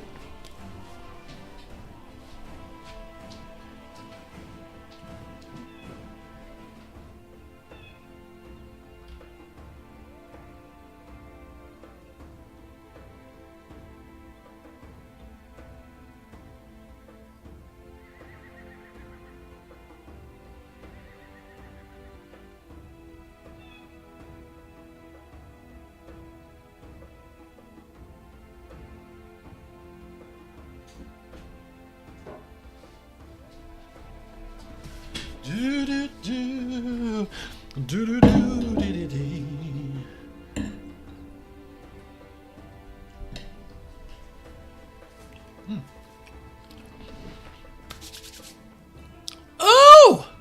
Hang on. So this is Morgan, our Castellan. He has been a leal and able servant, having successfully completed many tasks in aid of Amberley. It will be seen as the right and honourable course to reward him with certain incomes and grants so as to foster greater loyalty. Okay, so I owe him nothing. I agree he shall arrange this as a reward. We pay him 15 coins. I will grant him a knighthood available due to our high martial skill. And I will bestow a noble title on him. We can give him his own House name and coat of arms. Oh my god. How do we reward this man? I mean, he's bought us a tithe or two. He's you know, he's probably ruled in our absence whilst we were in Storm's End. I don't think it's enough to grant him his own house. That's a bit much. He's only doing his job. It's not gone above and beyond. I'm looking for somebody that's gone above and beyond to get their own house. Like Morton Terry would have got his own house had he not already had one, for example. So knighthood is definitely good, and it's going to be our first knighthood. Come forth, Morgan, kneel before me. I hereby anoint you knight of the realm, and other words that I'll see you in the pub, mate. I'll see you in the pub. Yeah, see you in the pub. Sir Morgan. How does it sound? Sir. How about Captain Morgan? That sounds better. Yeah. Why don't you go brew some rum for me? I've got a sneaky suspicion it's going to be very successful. Right, we're going to knight him. So, Sir Morgan, the Castellan, for loyal service. And he's inherited the city of King's Landing from Commander Manley. Who's Commander Manley?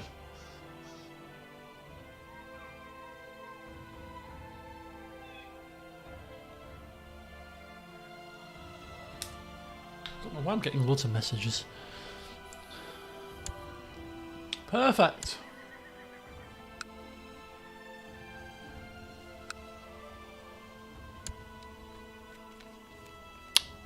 Oh, Renly's keeping it. He's given away a different High Lordship. He's keeping the High Lordship of Griffin's Roost.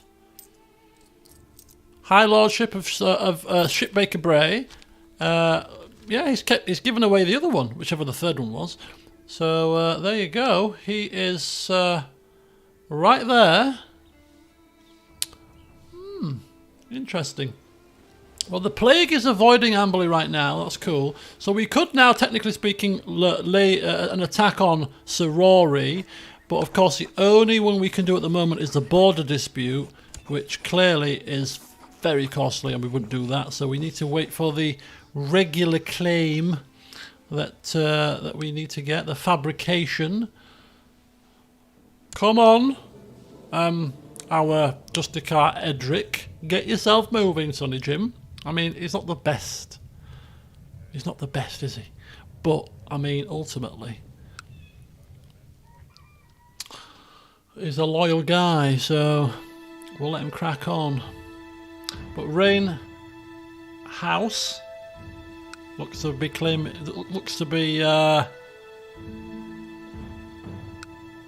slightly independent or something. That's a slightly different colour, isn't it? Anyway, we'll tick along nicely.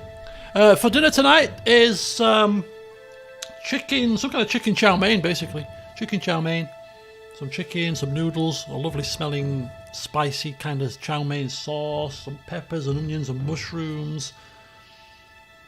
So I'm going to mute myself while I chomp away, and if anything exciting happens, I'll pause it, and then we'll see what's going on. But we'll let the time tick over, and let's see what happens. But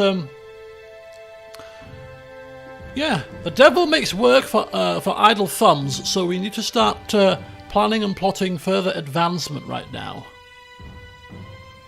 Although there are things to do, such as, for example, I don't know, have a why can't we have a where's the feast? At the start of the session we could go on a hunt and a feast and stuff. Why can't we go on a hunt anymore? Why not? Or the summer fair?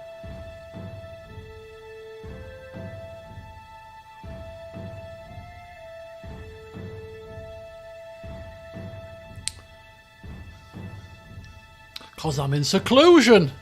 The gates are bloody closed, you fool. How are you going to go into it? The gates are closed. Close the gates. Yeah, that's probably it. It's probably the gates. Okay, engines of war? The hell is that? Yeah, we're locked in. We'll just have to make do with our own entertainment. Septon Shale. Septon Shale. I recognise that name as well.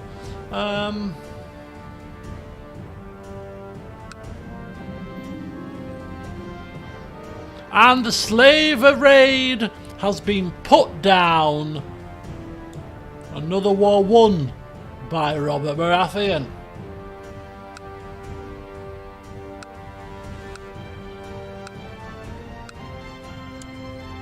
One by one, the wars resolve themselves. So what's left?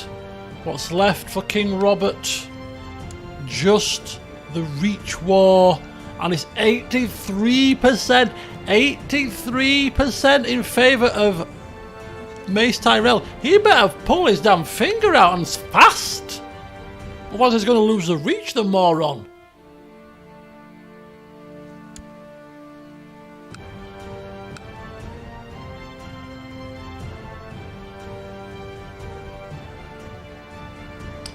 Ooh, ooh, ooh, ooh, what's happening?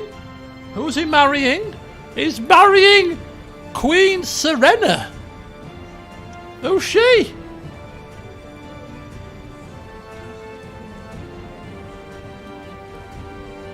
Renly just joined the Reach War.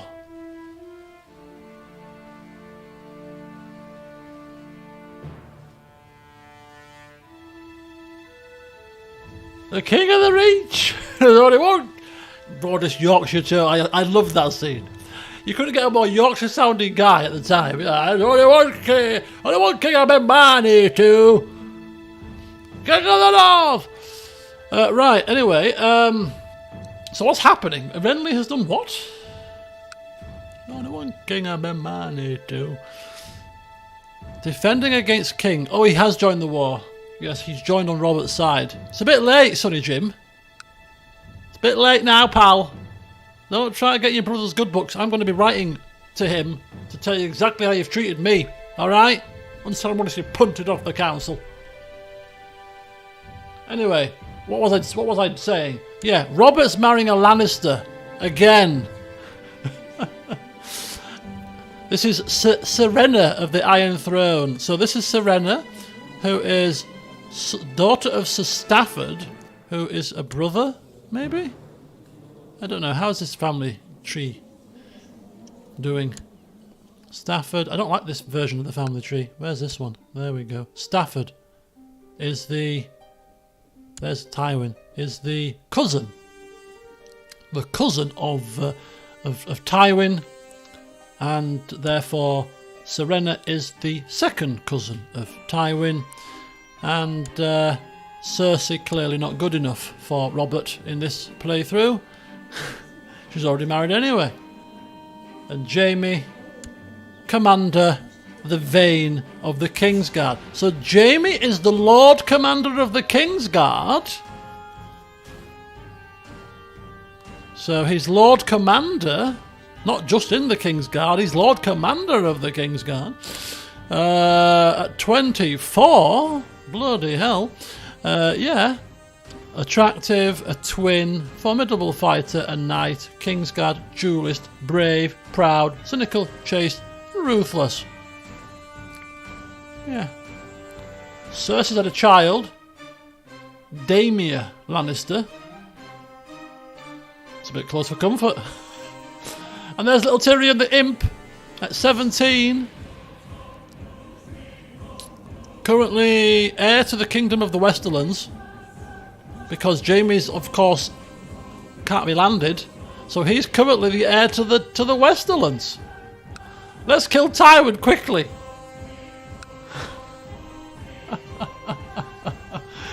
No incest babies yet. This Tyrion is evil. Okay, so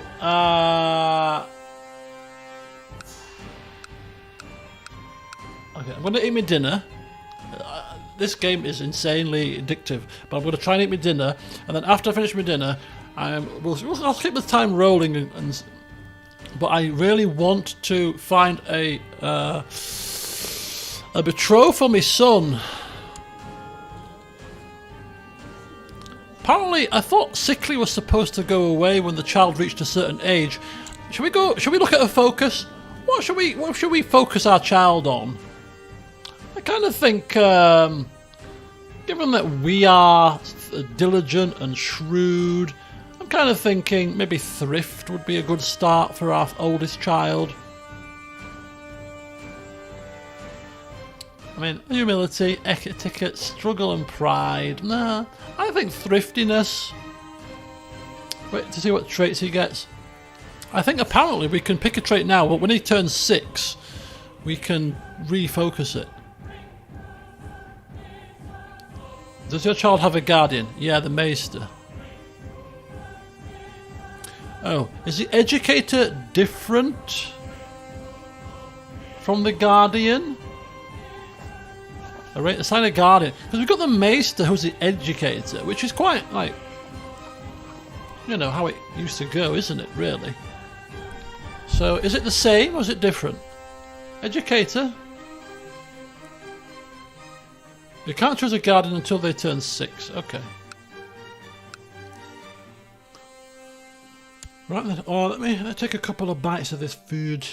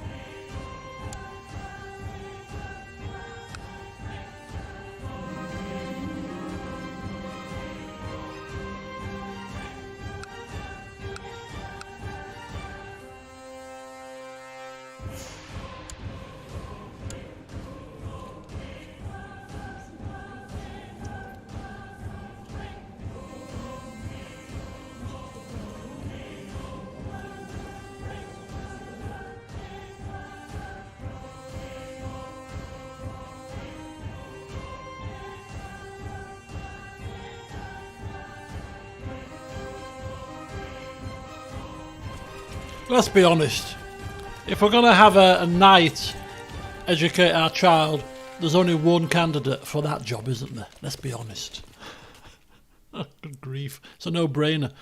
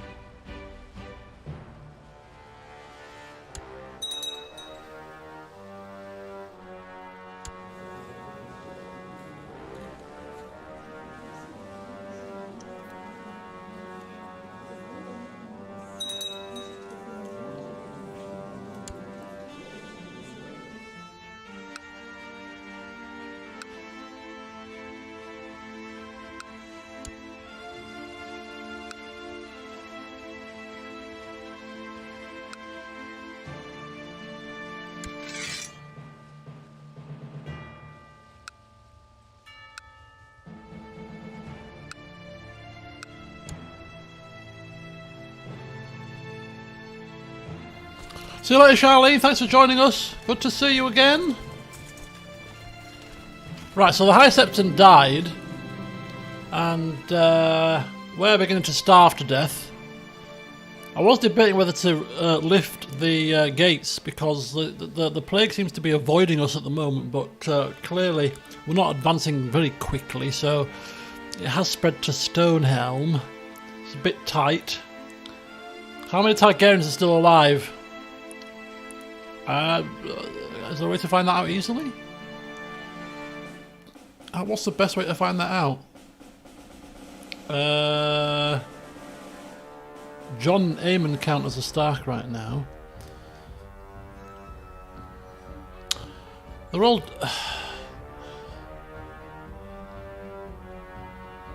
Oh, character finder. Okay, there we go. Type in Targaryen.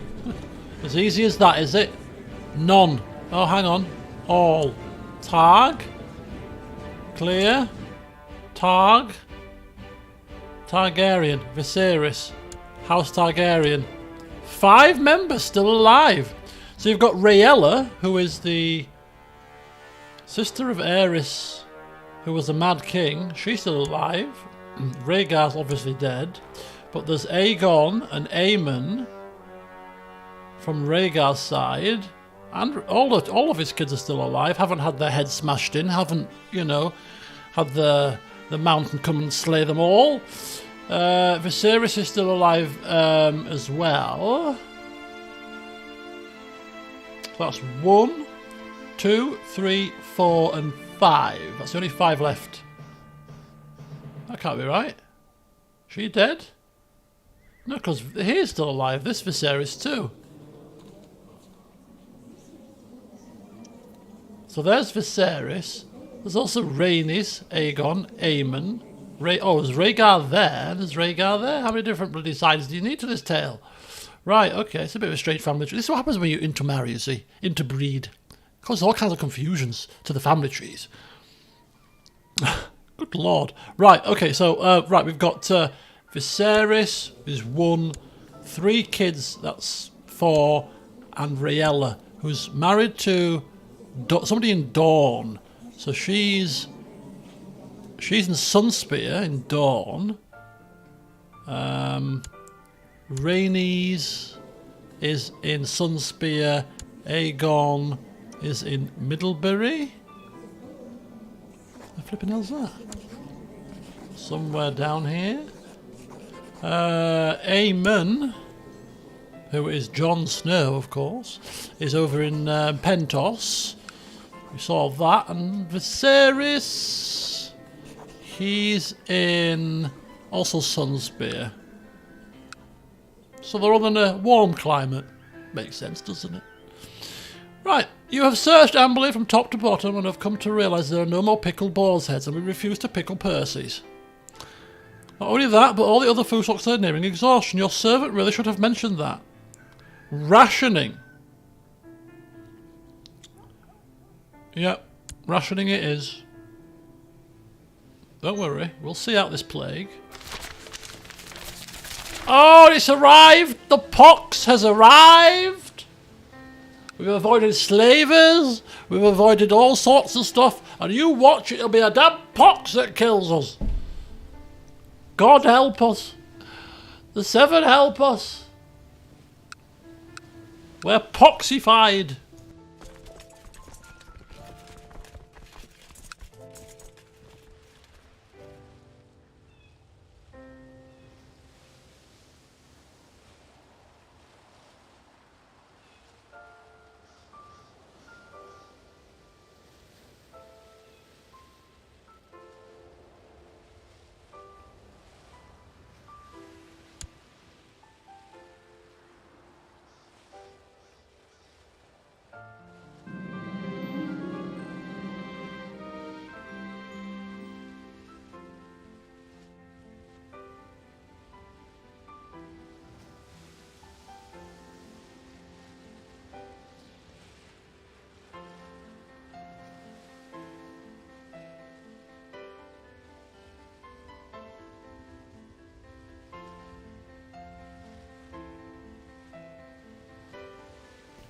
Okay, this is quite pivotal. So our greedy wife, in a time of rationing, has been caught with her flipping finger in the larder. A sudden clatter. It's my lender, my lender, who loves me to bits. Lots of dripping gravy or whatever the hell dripping from her bloody jowls. How are we going to deal with this? We could basically just chastise her. How could you do this? Just give her a telling off. We could imprison her. Or we can bloody kick her out.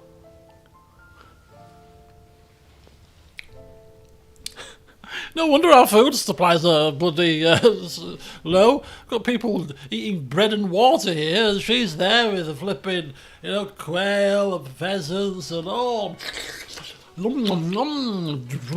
Dripping all down her clothing.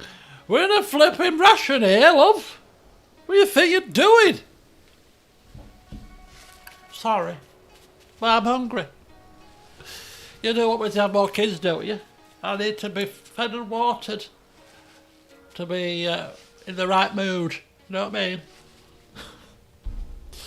Look, don't do it again. God, if anybody else finds out, we'll be in bloody trouble. She's got him wrapped round her finger, this woman, hasn't she? She's got us wrapped round. We bought her clothes when she was pregnant. We gave her handmaidens. All for the sake of the child, and now she's been caught with her finger in the pie when we're in a ration, and she's got us wrapped. She's got us wrapped. Should have imprisoned her, taught her a lesson, but no, we just point a few fingers. Don't do it again. If you do it a second time, I'll have no choice. And if somebody else had seen, I would have had no choice. But thankfully, it was only me that saw you, so we can brush it under the carpet. Now get to bed. Lock her up. She's only brought you one seat. Yeah, she's only brought. She came to us. We were told that she was up for it. That she was fertile. Oh no! The rats have found our last food supplies. That's the official statement. The maesters and all that get up in the morning. Oh my lord, all the food is seriously reduced. The rats. The rats have been in clearly. My lander's blushing in the background. Yes, those pesky rats. Oh God, whatever shall we do? Damn it! I knew I should have got a cat instead of a boar. Oh no, we've covered it up with a rat story. With food supplies dwindling, it has been brought to your attention that the basements of Amberley contain a large number of rats. Yes, desperate times call for desperate measures. I'm sure with the right seasonings, roast over a spit, meat is meat, is it not? Let's be honest. If you're dying of starvation, come on now, beggars can't be choosers. All this to preserve Percy. I'm sure people are probably banging on the door. You've got a boar in there! I want me some bacon.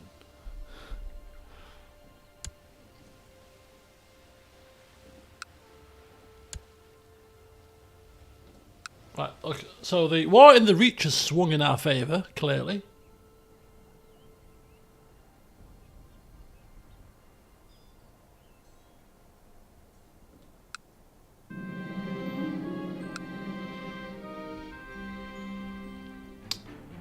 Uh-oh. A farmer told me how his boar had managed to break into his neighbour's hoggery and the result was 7 small piglets. Now his neighbour demanded compensation. Okay. We can relate. We can relate. These boars. It's difficult to tame them, but hey, here I am.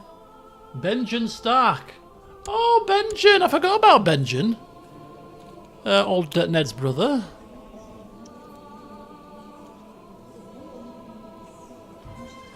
He's been imprisoned.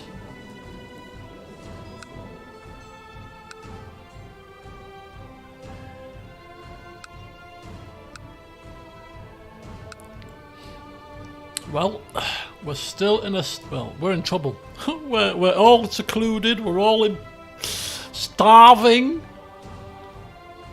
Does the pox look like it's receding? I don't think so. It's not the biggest of poxes, is it, to be fair? But, I mean, trust it to land right... I bet it don't go any further than Amberley. I bet it peters out here. It would do, wouldn't it? Right on our doorstep. It's fine. Where's our child? Is he still alive? Sickly has gone, but he's obviously starving. It's starting to look a bit. You know, we should be getting his strength back. He's had a great illness. We should be feeding him up. In fact, we probably are. Do you know what? I'll give him my food. I'll give him my portion to ensure he thrives. I'll make do on little meagre things. As long as my son makes it in one piece. A dutiful father.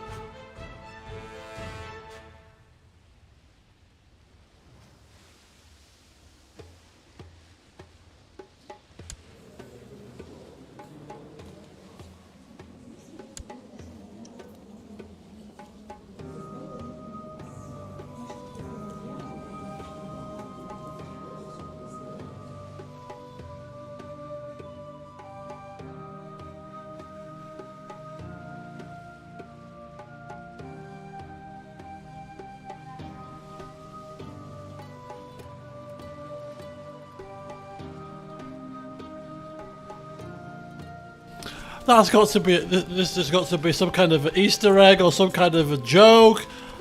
This is ridiculous. Oh my god.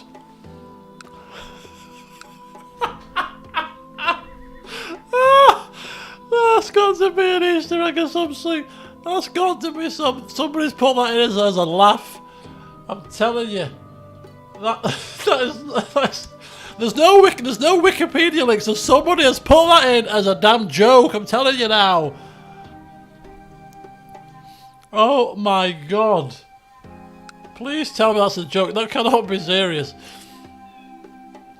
The words of John McEnroe. You cannot be serious.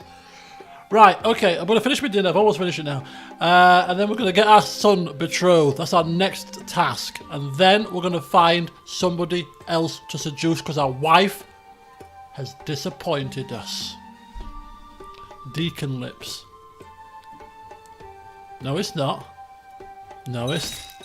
Oh, hang on. Someone's had their head locked off.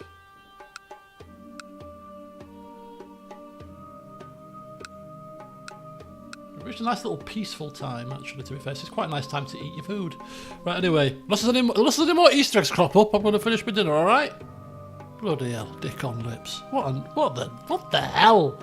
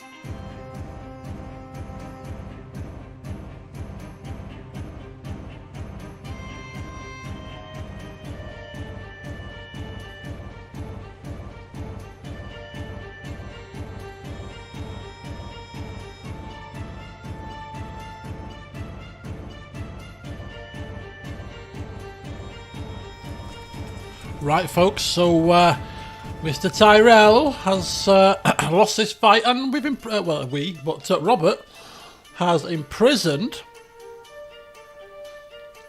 quite a few of the family. All the kids. Tristan, Parmel, Talbot, Prince Loris, good old Loris, Willis, Garland. Eleanor died last session. She did indeed. The Queen of Thorns died a natural death. Bless her. Died in real life too, didn't she? Not recently, a couple of years ago now, wasn't it? The actress who played her. But yes, this is bad news for Mace. Diana Riggs? Diana Rigg, I think it was. Right, let's see what Robert does with these fools. You didn't realise? What, you're talking about you didn't realise in real life she'd died?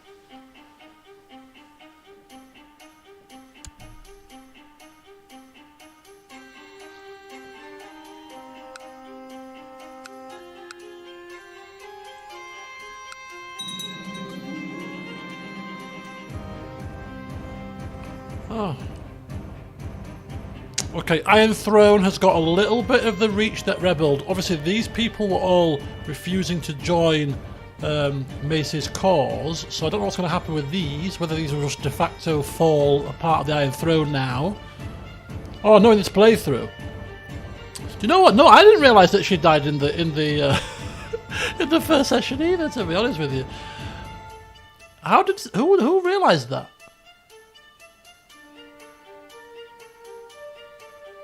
Alpha Sword. Good spot. I didn't realise that she died. I remember noticing it. Ah. Interesting, okay. Well, yeah, she is dead. No scheming to be had there. I just play the mod way too much. Okay, so we've accepted the peace offer. King Robert the Rake has usurped the title Kingdom of the Reach, so he's taken the Reach title off him. I mean, technically speaking, he can hold this title, couldn't he? Because if it's following the mechanics of the base game, then you can hold 2 kingdom titles, right?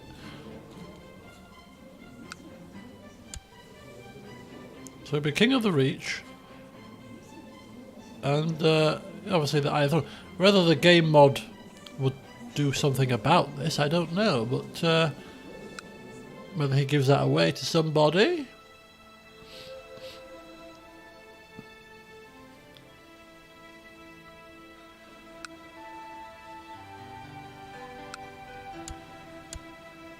Okay, anyway, right, plan of attack. Plan of attack. We can't really do anything until this plague lifts. This pox.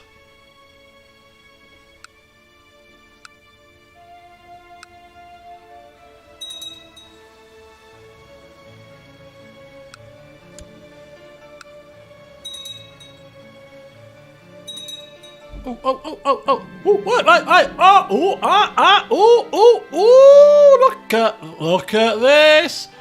Look at this. Something's happened. Something's happened.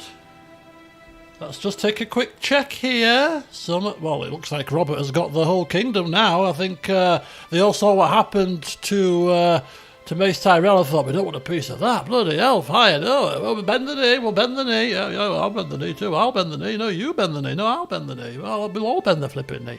Right.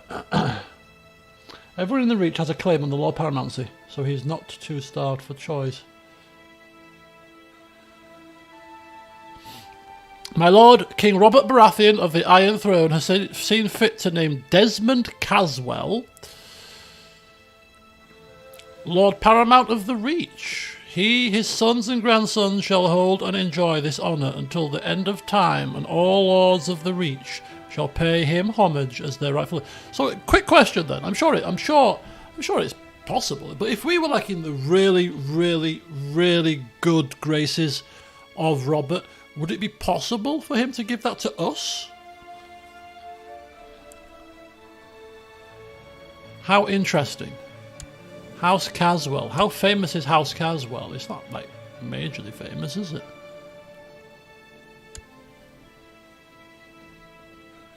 It's not bad. Somebody pliable. Somebody pliable. You need to be in the you need to be in the Reach. You need to be a Reachman. Okay. So yeah, somebody pliable. Zealous, selfish, patient and erudite. Yeah, somebody that's going to bend the knee and be so grateful for being given this great honour. And he's got some kids, so, you know, can continue the line. And with that blow, we can see what's happened here. What's this Stoneway all about, anyway? Right, how interesting. Let's pause it for a second, because I'm sure we should be getting some message or something. So vassal contracts. Nothing?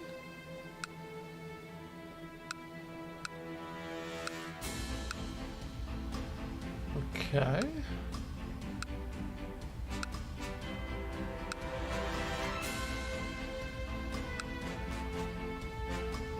So what happened to the father? Is he still in prison? Mace is still in prison. All the kids have been released.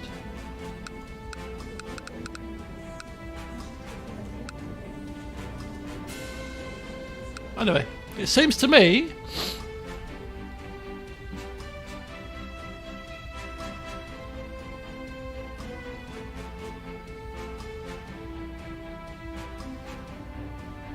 trial by he might try to have a trial by combat. That'll be pretty interesting.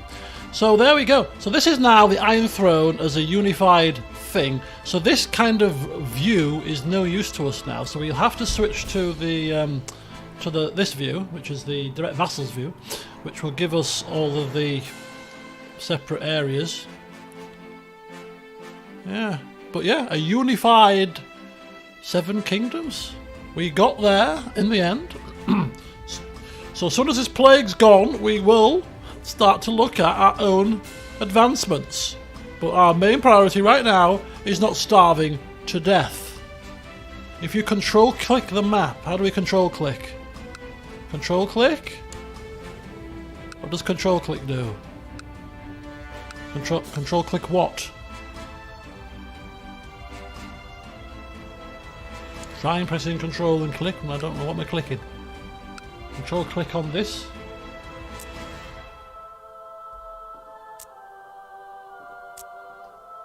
No. I'll stick with this for now. So 8. I think we were in 8.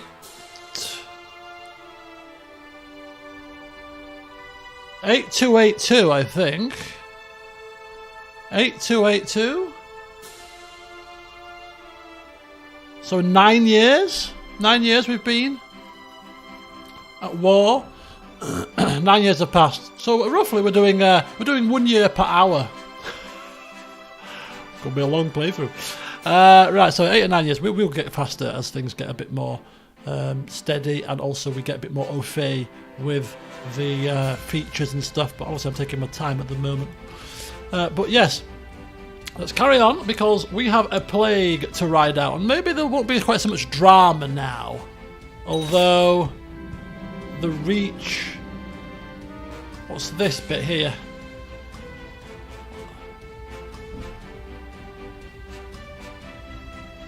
Okay, so it splits his little bit into little bits. Right, Lord Paramount Desmond of the Reach has created the title High Lordship of the Rose Road. Bit of manoeuvring of the titles.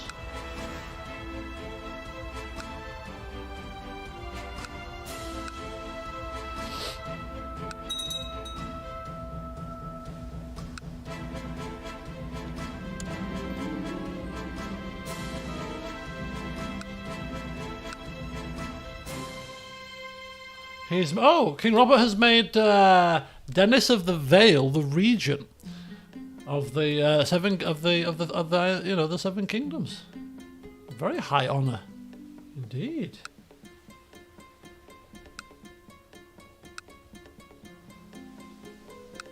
So old Dennis of the Vale's not doing a bad job. Obviously, he repelled the clansmen. The clansmen were winning when he came into power, don't forget. So he repelled them and probably helped out with the war effort to take the throne. And now he's been made regent. So yeah. Oh yeah, of course, and it does make sense given that John Arryn was his guardian. Very much so.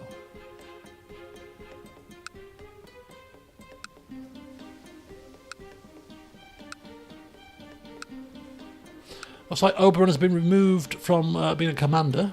Robert's changed his mind.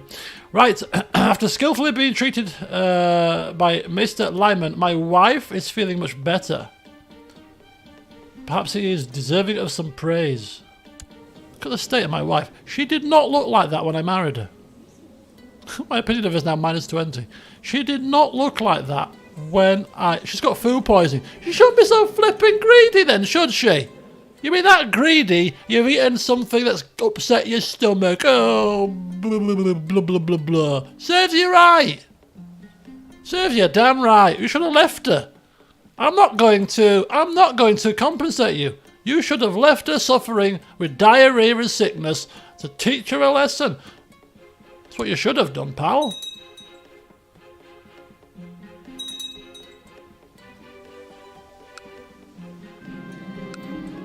Oh, she's pregnant.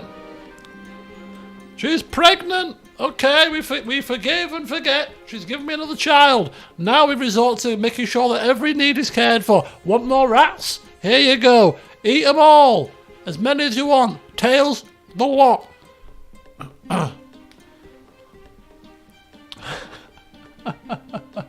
If you control left click the kingdom on the normal map, it's like CK3. I've tried it, nothing happened. Are you sure? She ate too many grilled rats. Eat too many rats, that's what happens to you. Right, she cannot afford to die now, because don't forget, food poisoning can kill you. Remember when we had that food poisoned person that we were looking at marrying, and then we found out rather horrifically when we said, oh, well, she'll do. No, she won't, because she's dead. She's only 30. She looks about 50. I mean, she's not dressed for the occasion. I mean, she's pregnant now, but I mean, she did not look like that when I married her, I'm telling you. Right, okay, my wife is pregnant. Right, we've got things to do, but I'm waiting to do them until we finish with the plague. We can still do some stuff internally, so if there's stuff we can do internally, then we'll do it. But ultimately, you know, sending for... We can still send ravens out for a betrothal. We're not inviting the person to court, so we'll look for a betrothal now. Look for a betrothal. So, I think, and also Miles is 4. No traits yet. I'm gonna go dutiful. No, thrift. I'm gonna go thrift. He's past his illness now. We can start to... We've got time. We've got all the time in the world. I mean, we can start to play games with him and all this kind of stuff. So, we want to marry for an alliance. In true Game of Thrones fashion. You know, feudal fashion. We want to marry to the highest position possible. So... We'll start in the Stormlands. We'll go to Realm Tree. Let's have a look at some of the higher-uppers in the Stormlands and see if anything's changed now that my child isn't about to die on us. So we've got Brian, who's my brother-in-law. Is this the same Brian who's already our ally? Yeah. So he's now the most powerful vassal in the Stormlands. So that's not a bad alliance to have, is it? Okay. Next up on the list, Galadon. Brienne of Tarth is the heir. Clearly, he's not going to go down well with a betrothal, is it? Wants matrilineal. Miles is too young. But there's good old Brienne of Tarth. Right then. So that's a no-go. Shira. All boys. Julian. Eldon. Balon Selmy. Hey, we've got the link with Barristan there. Maybe you can put a good word in. 426 men though. It's a bit poor. Oh, we've got got Courtney Penrose, 1.7k. What's his maximum levy possible? 180,000 levy for Robert. Jesus. Total levy 2,575 when it comes to bear, and it's all replenished. So like Patrice sell me. Little Patrici sell me. How about you? Little Patricia sell me. No! I think a gift would sway that one. But I'm not paying for it. Are you having a laugh? People should be honoured. But we do know that Courtney Penrose's child, Lane Penrose, was a possibility. Although that might have changed now. Things have moved on a little bit, but let's see. No, still available. I'm thinking, no, unless anybody's got any other alternative ideas, but I'm thinking, you know, from our time on the council in the Stormlands, as short as it was, you know, we were probably putting our feelers out. This guy was the treasurer, still is. He's got you know, his oldest daughter. It's quite an honour, to be fair. You know, he's allowing us to betroth our son to his eldest daughter. He's Lord of the Parchments. Got 1.5k force. Yeah, mutual respect there.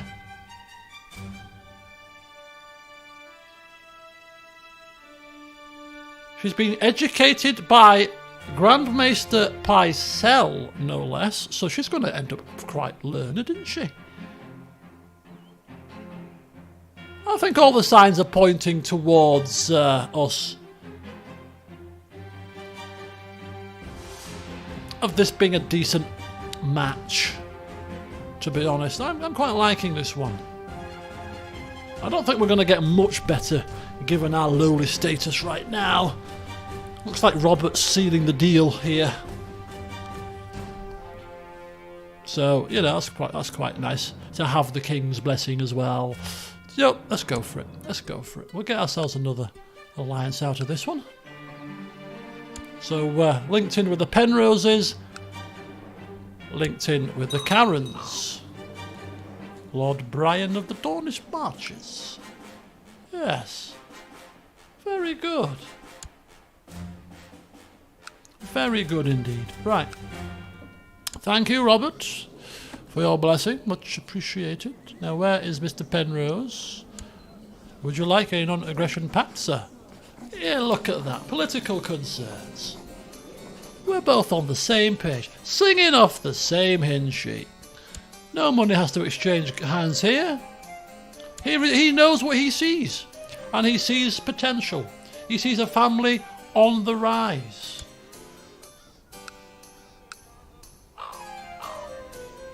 Tywin is a commander of the Iron Throne. Non-aggression pact. Very wise choice. And now let's form an alliance. Clearly.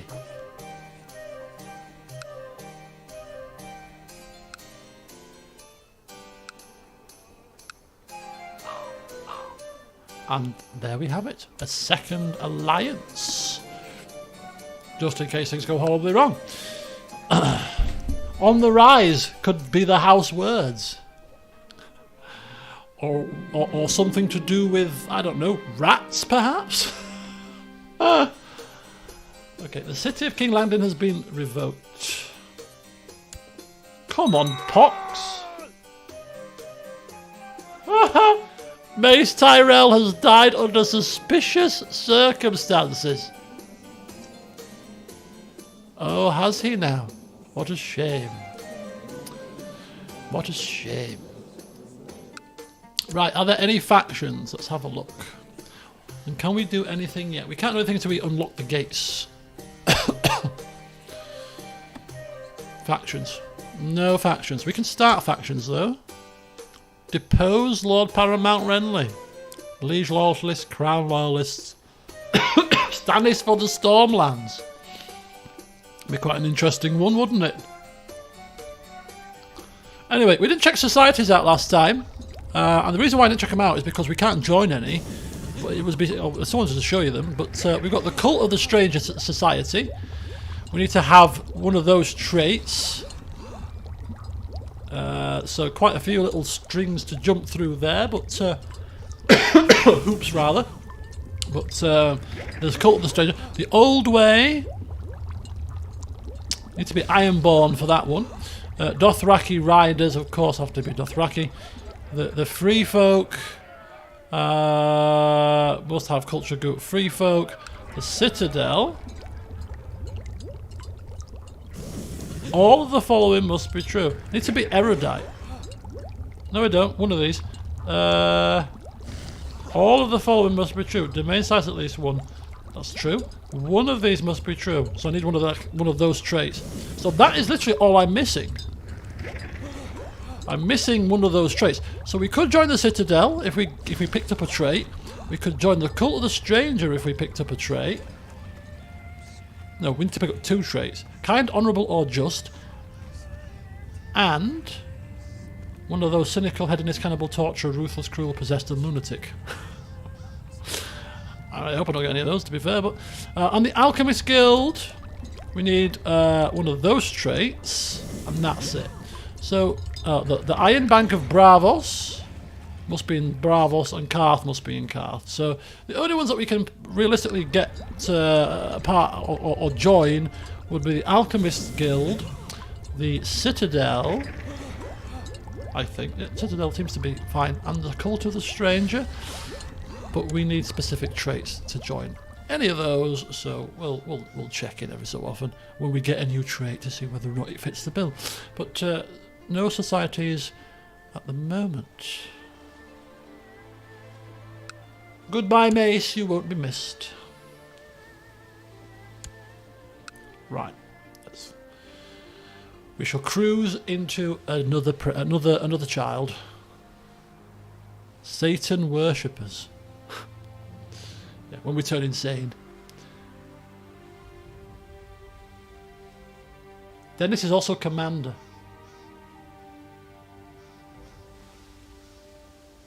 Crown Loyalist faction has just sprung up. A son that isn't dead. Is it a miracle? It's a miracle! Galad has made it through childbirth. I can't believe it. Oh, happy, auspicious day for Norbert and Ella.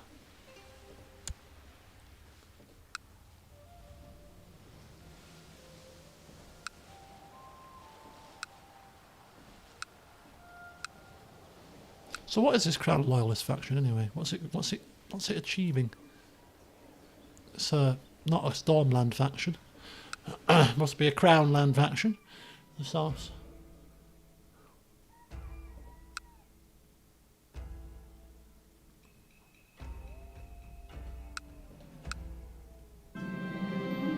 Aegon for the Iron Throne faction.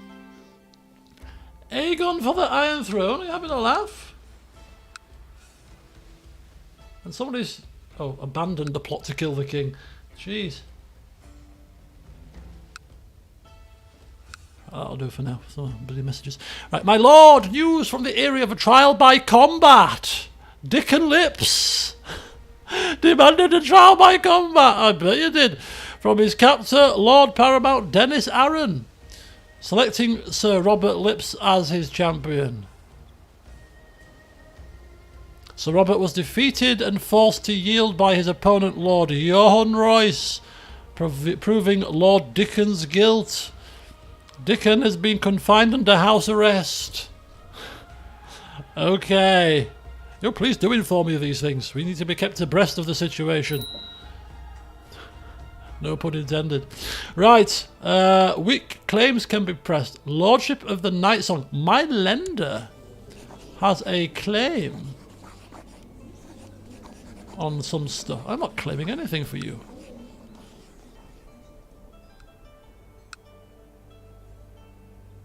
Quite a few people joining the Crown Loyalist faction. Johan Royce is the dad of the guy that dies in the prologue. What, you mean right at the very start of the first season when they were in the woods and all that kind of jazz?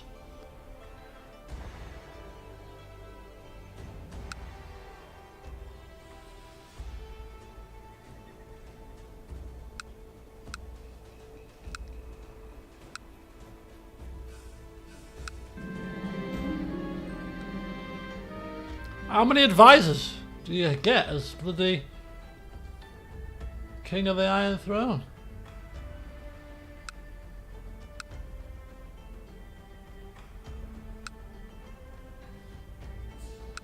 Right, Lord Paramount Dennis, the darling of the Vale, has declared Lord Paramount Dennis's claim on the Salt Pans War on Lord Oh no, into fighting now. So Dennis, the darling of the Vale, wants to claim the Salt Pans. Where the hell are they? Salt Dam Pans. Must be somewhere nearby here. It's on the border. Oh, there it is. He wants the Salt Pans. You're gonna plunge the realm into chaos for the flipping Salt Pans, you idiot! Right, control click. Oh, there we go. I just control clicked, it worked. I was doing that before. Right, so this is I don't know what the view is, but there you go. Looks decent enough. I think it's the same view as this though, isn't it? Direct Vassals view, exactly the same. Oh, it's not quite exactly the same because it's slightly changed this side, you see. Now have I missed it? Oh no, I've missed it now. Now I've messed around with it. Bear with me. I'll just sort this out. Oh no, how do I do it? I've missed it now.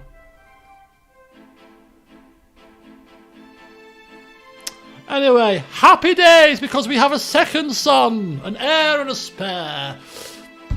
So, clearly it has to be Morton because the poor boy that was called Morton the first time died.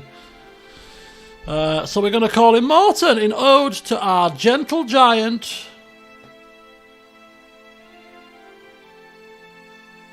Terence Topcliffe. I quite like that name actually. Maybe if we get a third son, we shall name him Terence. But for now, Morton shall be his name. And I think, as much as we could marry him off for more alliances, I kind of think we should marry him off to Morton's second daughter, Morton's daughter. I think it'd be quite cool. Ah, Morton Terry. Oh, the High Almoner. Give that to the Septon. That'll do. You hand out those arms, Septon. Do your arming. Right, Morton Terry, obviously, other than, you know, it's family. Oh, they've not had a kid yet. I thought they'd already had a child. No. We better get a move on, auntie. We better get a move on. Morton's lover.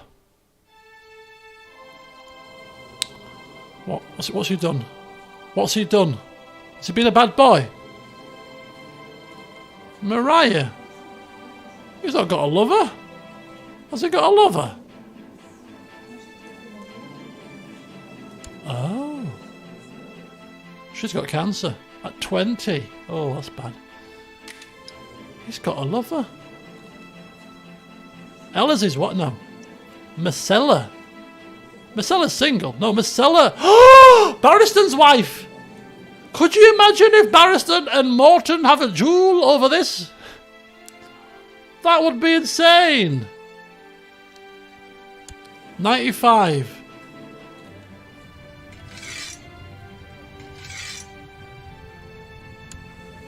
$55.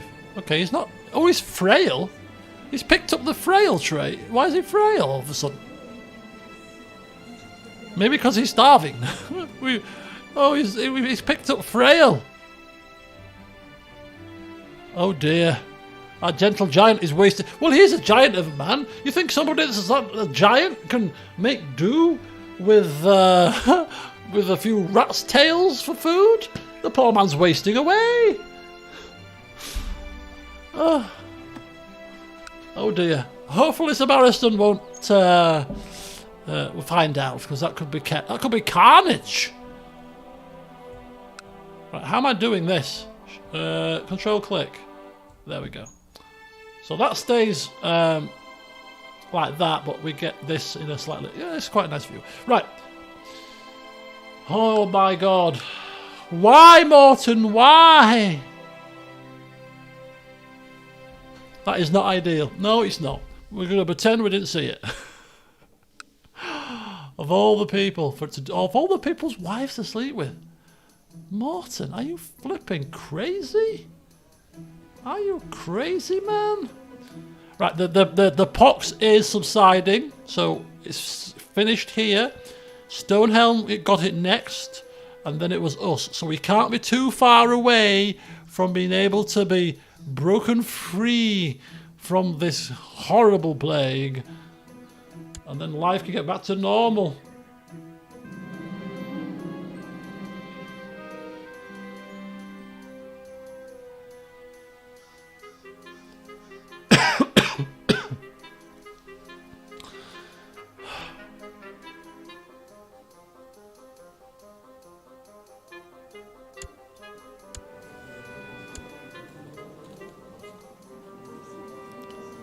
Okay, my wife at this point is cursed.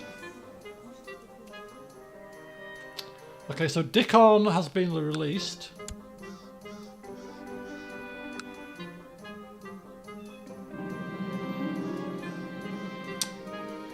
Oh, unsuccessful. Our child is still sickly.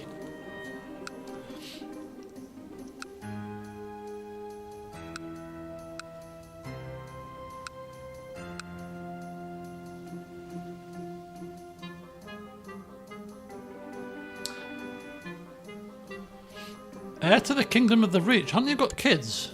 Have you got kids? Heir to the Kingdom of the Reach. Lord Laurent of the Reach.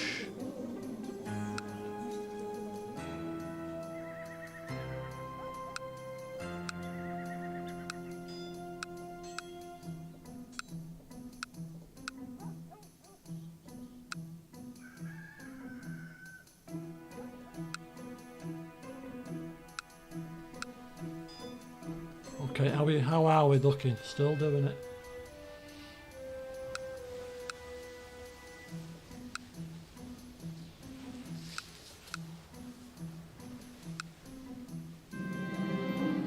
Probably Tybalt Craycall. Oh, that's a bit of a turn up, isn't it? How's that happened? Lord Tybalt of Craycall usurped the title of lordship from Tymond Lannister.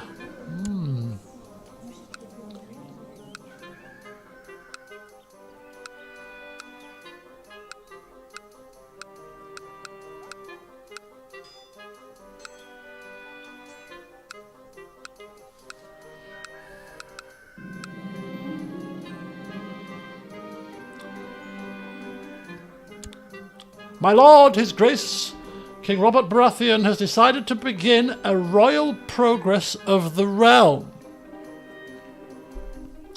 He and his sizable following of important lords and courtiers will soon depart King's Landing to visit several important lords throughout the Seven Kingdoms of the Iron Throne. His first destination will be Will, where his grace shall be hosted by Lord Eryk Topcliffe! Look at that! We're hosting the king! Of course we are! Why wouldn't we host the king? We're best mates! A noble endeavour.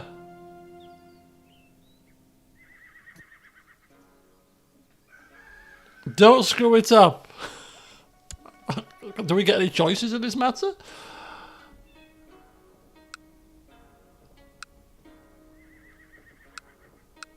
Oh, Renly's come of age. Renly's 15. Oh, Renly. You've turned out a bit... You're supposed to be attractive, aren't you, sir? King Robert the Great decided to release... Ramilla, whatever she's called. High Septon's dead again.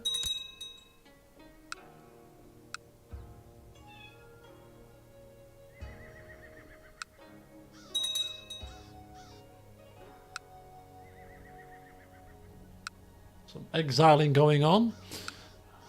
So I wonder if people in this game come of age at a different time compared to the base game. Is it like maybe 14 or something?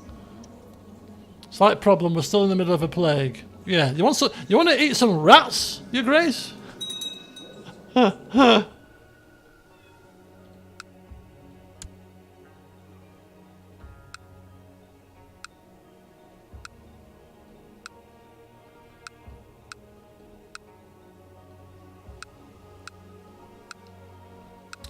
We'll be going till about 10:30, Jam. Unless something like really, really out there happens that takes my attention.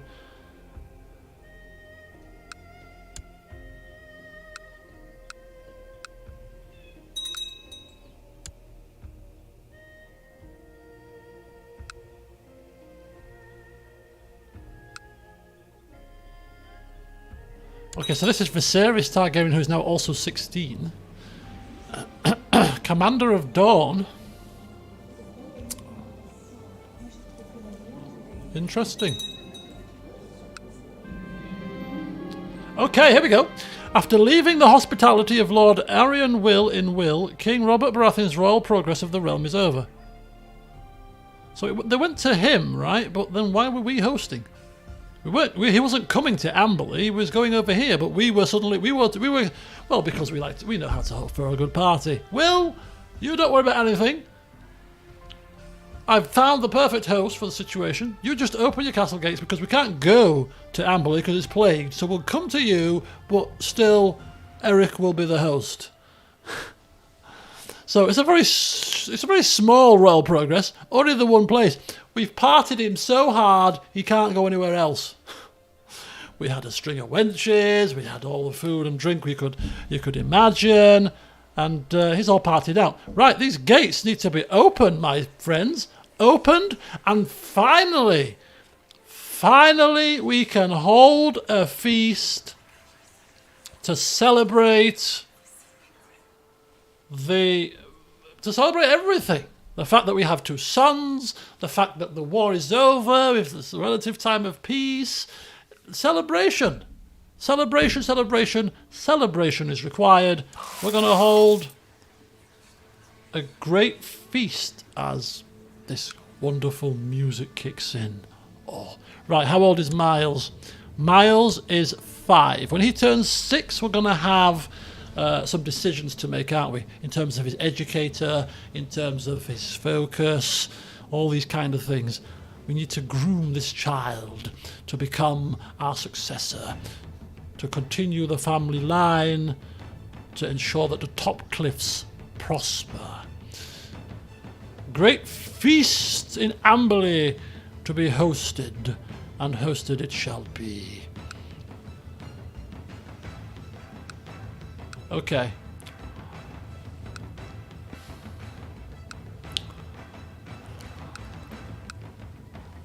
Plots. We're not a plotty type of person, really, but anything that strikes our fancy here. Rescuing people. Not need to rescue anybody. Incite revolts.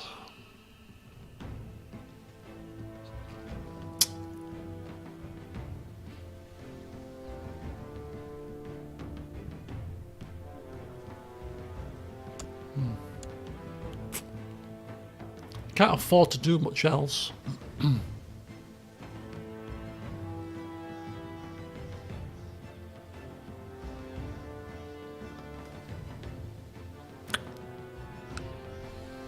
Put your skills to the test. Yeah, that's very true. Mind you, I don't think the hair colour it comes into effect until they get their proper portrait. I think this is just a bog standard colour for most kids, I hope. He better have that burnt copper hair. I tell you. Otherwise there could be trouble. Anyway, I feel like we have been released. We have been released from prison, basically. We've been imprisoned. I mean, as much as our castle is lovely, we've been eating rats. We've had to endure the gluttony of our wife. And as much as we've had kids, another kid with her, so something did happen, clearly. You know, we need variety. Because I hear it's the spice of life. So, we, one evening, go forth to our castellan. Yeah, we can trust Sir Morgan. We've done right by him. He can keep a secret now. And we tell Sir Morgan, because we're a very busy man running Amberley and whipping our Justica into trying to get us a damn claim. Will you get a move on, sir? We ask our castle and Sir Morgan, could you just go out there and bring me some portraits, please, of some free and single Stormlander women? If you know what I mean. If what my lord wishes. Yes, it's exactly what your lord wishes right now. Yes, it's precisely what I wish. My wife is very happy eating herself into a stupor an evening, and I've got my needs. So, ensure it is done. And, mum's the word. So he goes forth and looks for a suitable target. Let's take a wee peeky here, shall we? And if we invite a free and single young woman to our court, I wonder if she might be able to serve as our wife's handmaiden, you know, as a guise. I've bought a handmaiden for you. Oh, have you? Yes, to bring you food when you can't be asked to go and get it yourself. Ah, very good. How very kind of you to think of me like that. I've had 2 children now. I'm overweight. Getting around a castle is very difficult nowadays. Yes, I thought so myself. Stick to single women, preferably that aren't in prison. And obviously have to join my court for this to happen. Keep your friends close, your enemies closer. Any attractive women? Oh. We don't have to have kids with them. We just have to show them a good time. Right, we have Rosalind. Nice name. Attractive torturer. Oh dear. I mean, we're only seducing her, aren't we? But I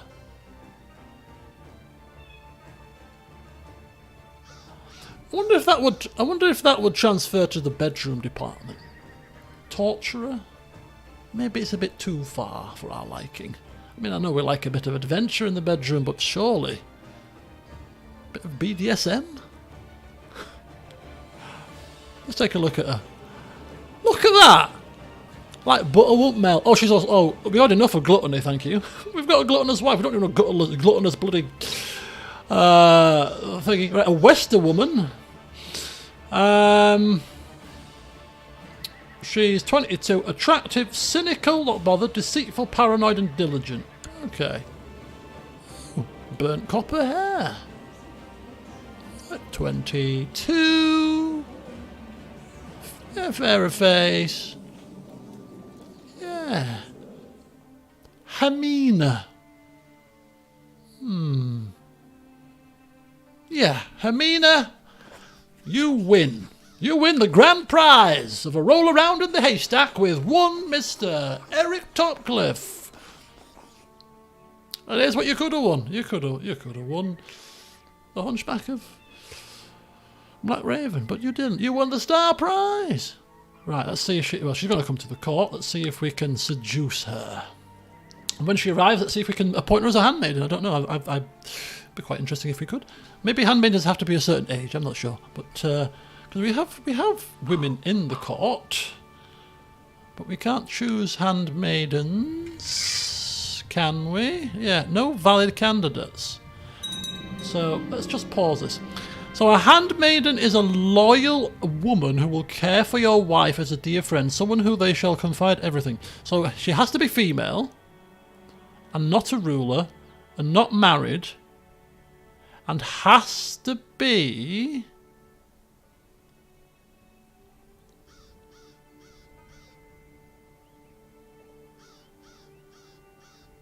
female, non-ruler, that's not married. My spouse has to be my friend. But it says one of these must be true. She turned me down. What do you mean she turned me down? What do you mean she turned me down? How did she turn me down?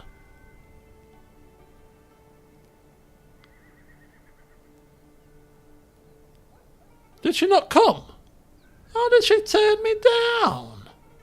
It was join court, yes. What's that about? Are you sure?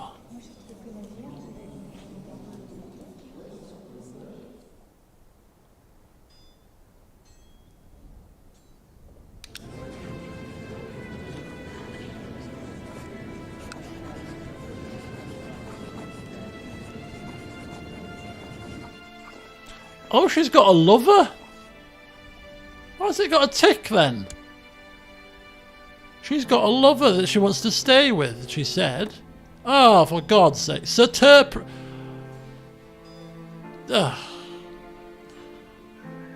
feel like we've been cheated. Right, we've got Sarissa who's 29. Oh, we're not happy with that. Right, okay, no attractive ones then. Let's go for some strong. Let's go see if we get any strong women. Ara of the North. Charitable, wrath, gregarious and zealous. The husband's dead. I mean, how old is she? 26. That's a pretty decent age. Yeah. Gregarious, zealous. Alternatively, I mean, we're only we are searching the realm. In diplomatic range. Oh no, diplomatic range, yes. That still puts them in diplomatic range. We've got some ties with the Norths, loosely.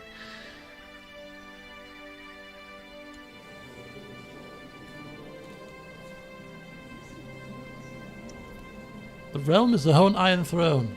Yeah, I think some random woman in the North is probably not going to happen, is it? Let's go for... is it culture?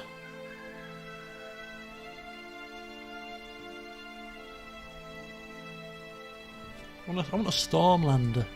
Storm? No?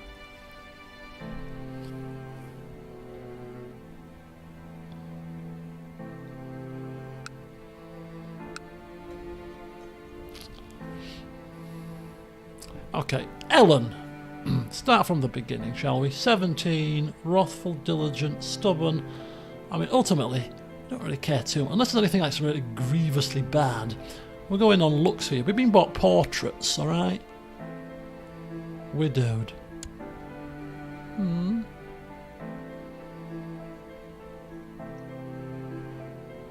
Ellen Minsel of House Minsel. Oh, now she looks quite charming. She's a widower. Minus 50% fertility. We're not doing it for kids, really. Doing it for fun. Selfish, content. She's depressed. Oh, can't do with that. Right, uncouth. Ooh, maybe not. Delena. Reach. Reach not too far.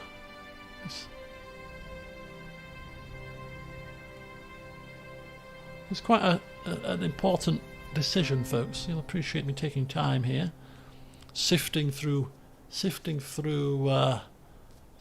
pieces of parchment here. Oh, for God's sake! Another one bites the dust. Don't like her nose. What's wrong with her? Why does she look like she's a bit cross-eyed? Ooh, Barbara from the north. So if you go, was it any religion? My religion. Get rid of the North people. We're kind of cutting it fine now. We don't need anybody from the Reach either. They're all bloody bunch of heathens. Lucinda or Malice. Honourable, authoritative. She's greedy, but a bit wrathful. Let's have a look. Husband's dead. Lucinda. Bright blue eyes. I mean, that headpiece has to go, clearly. She wants to get married. Could be a bit clingy. No, I didn't mean heathens. I meant rebels. We can't take out on them individually. I'm sure. I mean, half of the Reach didn't join old Tyrell, did they, in his uprising? What a lovely little city or icon. Eternal blackness. I mean, I don't know. She's going to be a bit clingy. She wants to get married. Before you know it, she'll be harassing us for a ring on her finger. That's all we need. Got a wife. A torturer. Another torturer. From the Riverlands. Sildia. There's a distinct lack of good-looking women that have fit the bill here. I'm quite shocked. Liera from the Reach. She's... her husband died of flu. She looks alright. She's got an interesting headpiece. Charitable, ruthless though, zealous but lustful. Oh, I think we've got a winner. I think we've got a winner. What does she want to do? Wants to become treasurer. Good with figures. We could talk figures when it's all done and dusted. Yeah, I'll be Liara Tassoni. Okay, I think we've got one. She's lustful. She's lost her husband 2 years ago. Enough time's passed now. No family ties, no complications. She's a lost soul, bless her. And yeah, she just wants to be shown a good time. So we'll show her that good time. Come forth. I bet she can't wait to come. She's heard all about us, I'm sure. Right, so we've got Liara coming. Dr. Tassoni is on the way. So the best part about preparing a feast is what food stuff. Oh no. Venison, boar, duck, spices, wine and ale, honey for desserts, cheese and perhaps even a swan or a peacock. I mean, are we one to be seen to be skimping here? Look at the state of my wife. We just told her we're hosting a feast. She starts salivating at the thought of it. What food we're going to have? Well, we're not going to have lavish food. We're not going to. No, just going to have enough for everybody. What? I can't have 4 portions? No, you can only have 1 portion. I'm putting you on a diet. So, because we're putting our wife on a diet, everybody will suffer. They'll get something, but no overindulgence. The look of horror on my wife's face. Okay, invitations out. There you go. I mean, we've only got 1 vassal. I'm hoping that the council members will come. Oh, some sort of piece there. Oh, hang on, what's this? In the Summer Islands, women dance in an alluring and exotic manner, and a troupe of such dancers is passing through Amberley. What a surprise! What a coincidence! How did this happen? Hey, come here. What's the matter? Morgan, come here. What is it, Your Grace?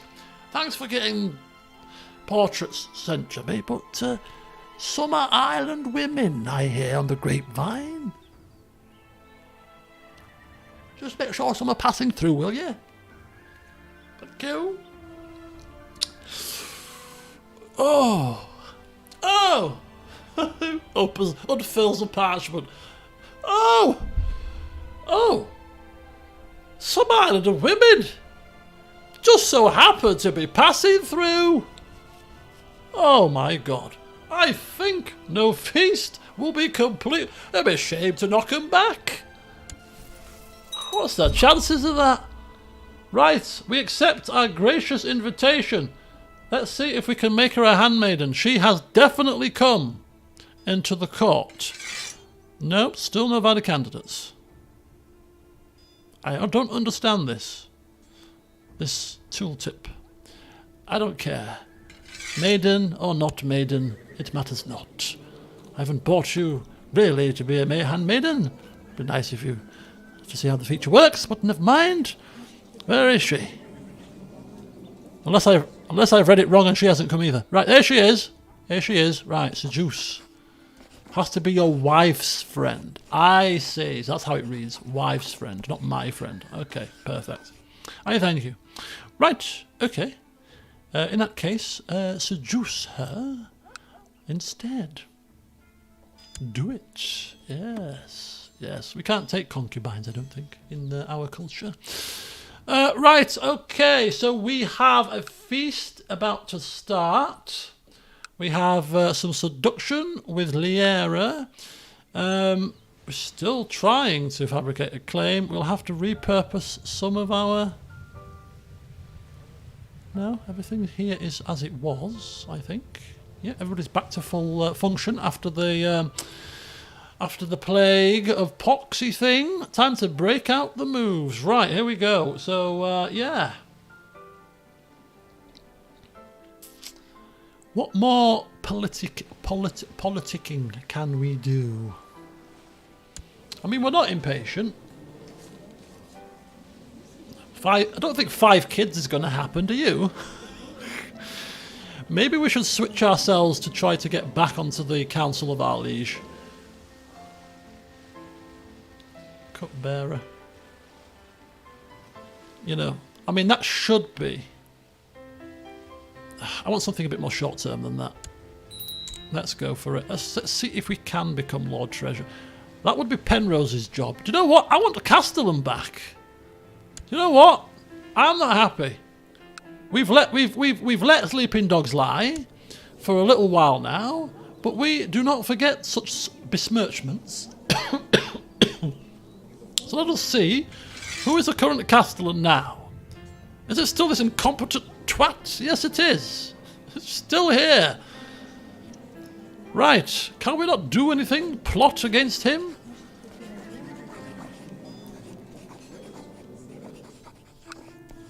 Border disputes.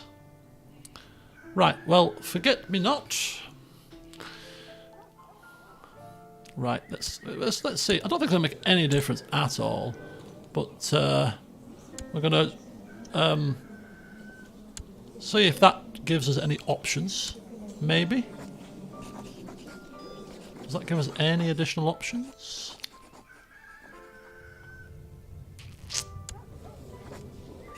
Plot to replace as Castellan. There we go. There we go. Bingo. We've bid our time. And now it is time to make a manoeuvre.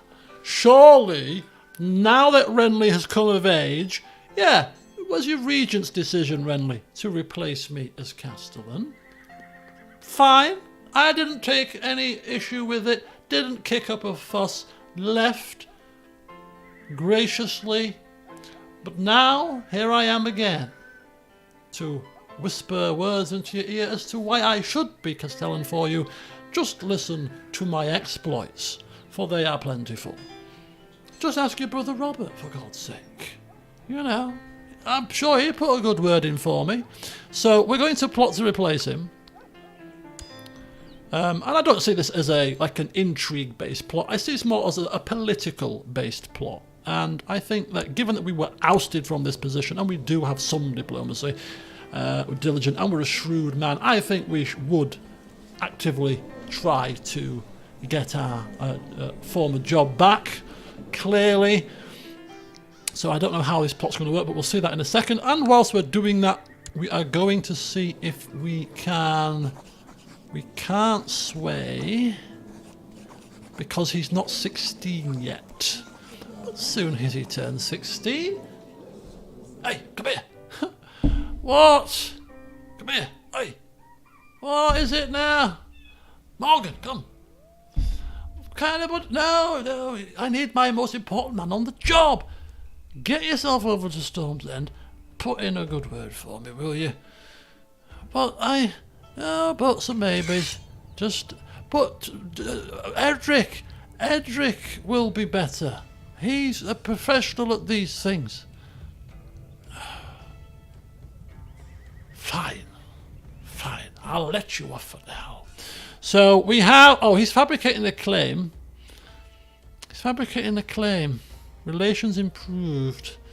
That's the realm. See, we've got this improved diplomatic relations, which we could use on Renly. We'll try to sway him when he comes of age. He's busy. Edric's busy. He's doing stuff. What stuff? Never mind what stuff. Don't ask me silly questions. Just look. Just do as I ask, all right? Alright? Sir Morgan. Remember that? Fine. Fine. So, yeah, we're going to go send him to put good words in for us. Swaying, you know. Just I don't know. Does it ask him if he likes falcons? I don't know, falcons. I can get him one. Tell him they're loyal companions. Anyway, we have a plot. We have a plot to ensure we are successful in. And it's not looking likely, because look at this. Nobody is willing to join said plot, even if we were to cross their palms with gold, apart from the Master of Peapod. What? Sorry? The Master of Peapod. Oh, that famous master, yes. Would you like to join my plot, Master of Peapod? I'll put you next to the Master of Lips. Heavens help us. The Peapod plot. You've heard of the gunpowder plot of whatever year it was, 16 such and such. Well, welcome to the Peapod plot. Forever to be written down in the history books. Right, come forth, will you? Meanwhile, whilst all this is going on in the background, 1605, thank you. You know, whilst all of our minions are out doing all what we're paying them to do, we are rather busy. Yes, I have my sights set on this new arrival. She will be mine. Ah. Oh. A conjurer has produced a rabbit from a hat. No, I don't want these stupid, simple tricks. I've got women and summer islanders coming through. I don't need my guests' eyes diverted away from them when I paid for them. Just some conjurer with cheap tricks. Are you having a laugh? Seduce the female rulers in the Stormlands to make them love you, then invite them to the plot. Oh, now that is an interesting option, isn't it? That isn't it. Would our character be so scheming as to be able to do that? I mean, we have a woman spy master on the council. She could be well versed in these methodologies. An intriguing scheme, you say? 72% pot power. I'm going to auto-invite and see if anybody else comes automatically. So I wonder, what is the success? Woohoo! The food shortage is finally over. Of course it is. Right, okay, so on success. Lord Eryk's opinion changes. Lord Paramount Renly changes by 10. Okay, so if we get success, we actually get the position, it looks like, straight away. But what determines success? How do we determine the success of this plot? Normally it tells you how many backers, how many percentage points you need. Do we have that? Can we see that somewhere? Does anybody know? Right, do we have any females on this list? Lady Shira, 26% of the Wendwater, Stormlander. Yeah, these are all Stormlanders. Oh, we shall hold on to that thought. You get events in the plot line. We'll wait for the events. Hang on. Demand Castellan Council position. Okay, here we go. This is the situation. One of these must be true. Any plot backer is in the court of Lord Paramount Renly. So we've got a backer that's in the court. No? Let me read this properly. Any plot backer is in the court. So yes, he's in the court. That's a tick. And Lord Julian of the Red Watch. Okay. Has greater or equal to 2 plot backers. Is in the top 3 most powerful vassals of Lord Paramount Renly. So because he's in the court, we only need one of those to be true. But apparently the higher the percentage, the more likely it will be successful. Right, we'll see if we can get some more backers, but we know that we can try it.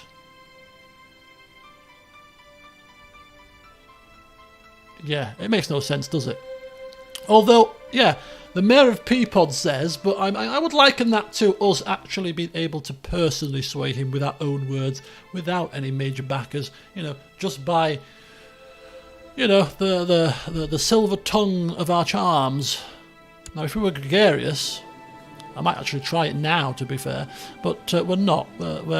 So we'll wait for some stronger chance.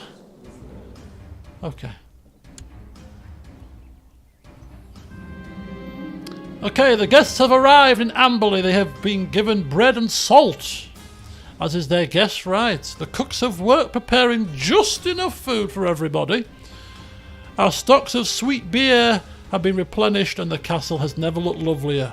A far, far, far different time now compared to when we were eating rats from the basement. Night and day.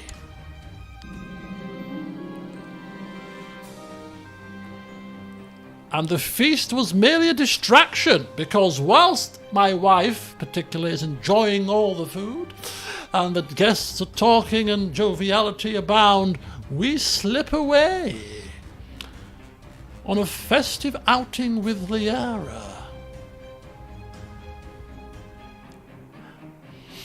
However, apparently half the court decided to take fresh air at the same time. I mean, goodness me, maybe they're so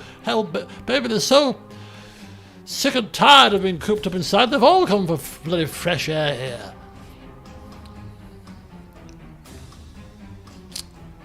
We shall leave a note by the stream. I know a little spot.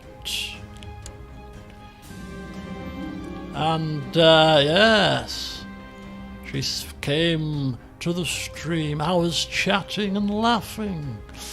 I lean in to whisper in her ear. And it worked on my wife, so why change the habit of a lifetime?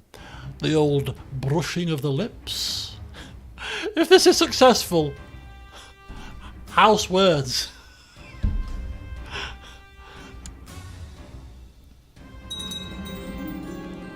Oh, we have gained the lustful trait. And indeed, our lip brushing worked a second time, making love in the water and on the cliffs above. And when we returned to the feast, grinning and squeaky clean, there were some eyebrows raised in speculation. Conquests?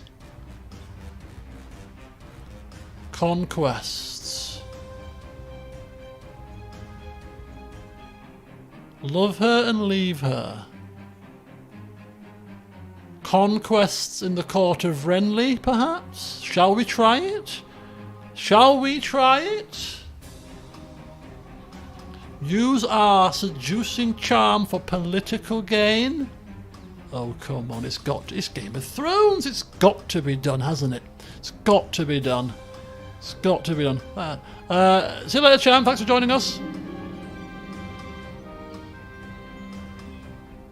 It's got to be done.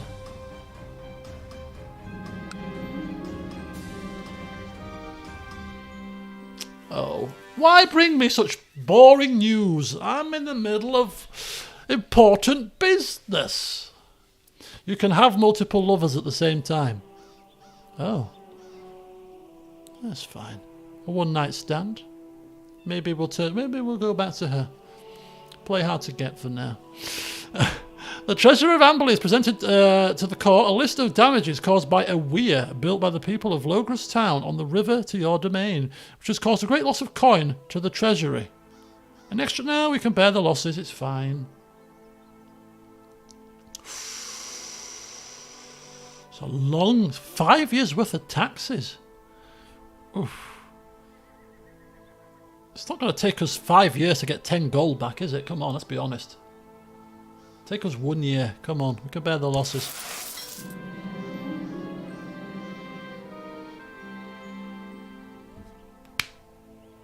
He's found out. He's found out. He's found out. Oh dear. Right, here we go. Oh no. Oh no. I did say it, didn't I? I did say it.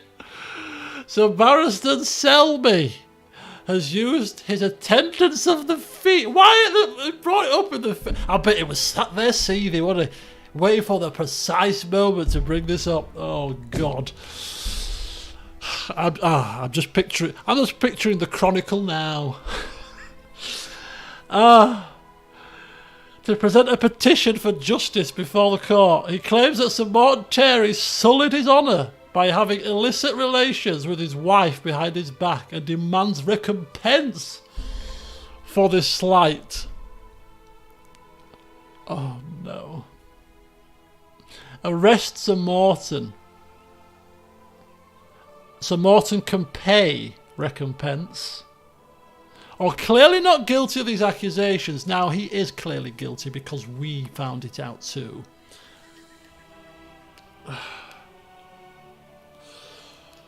Oh no. Morton, the gentle giant, why? His fame preceded him. Women were throwing themselves at this gentle giant and he couldn't help himself. This man is a man of honour. Oh, we cannot. Oh,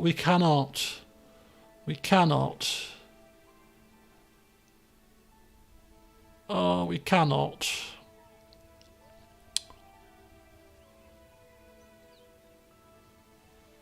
Granted redress. I don't want him arrested. No, I don't want him arrested. I think we'll order Sir Morton to pay. You know, pay the man, pay Sir Barristan, write a letter of apology,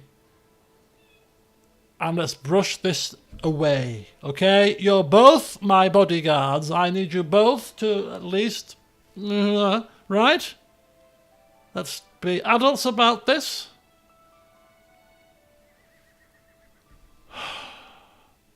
Okay?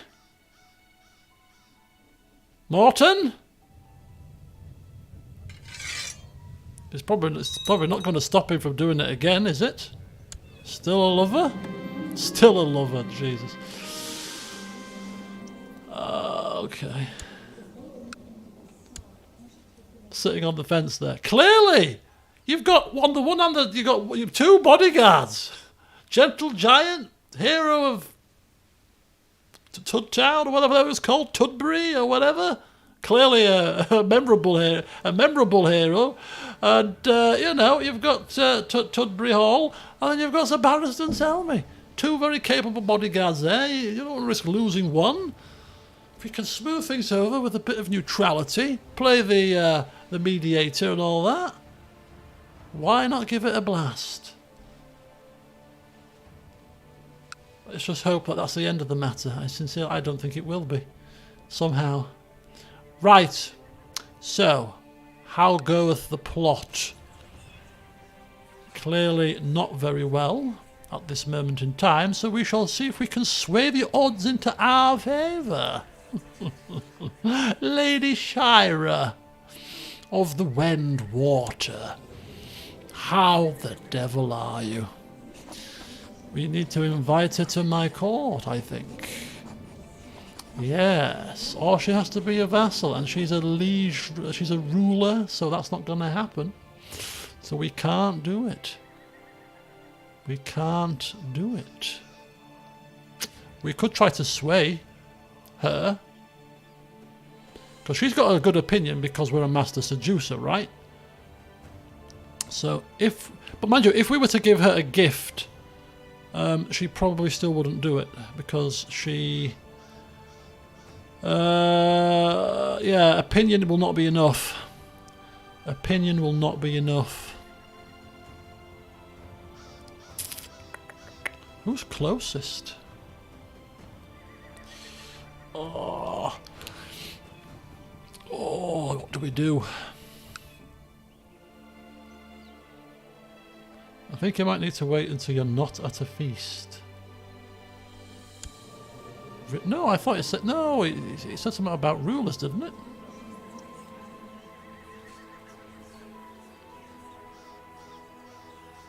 Not to seduce somebody.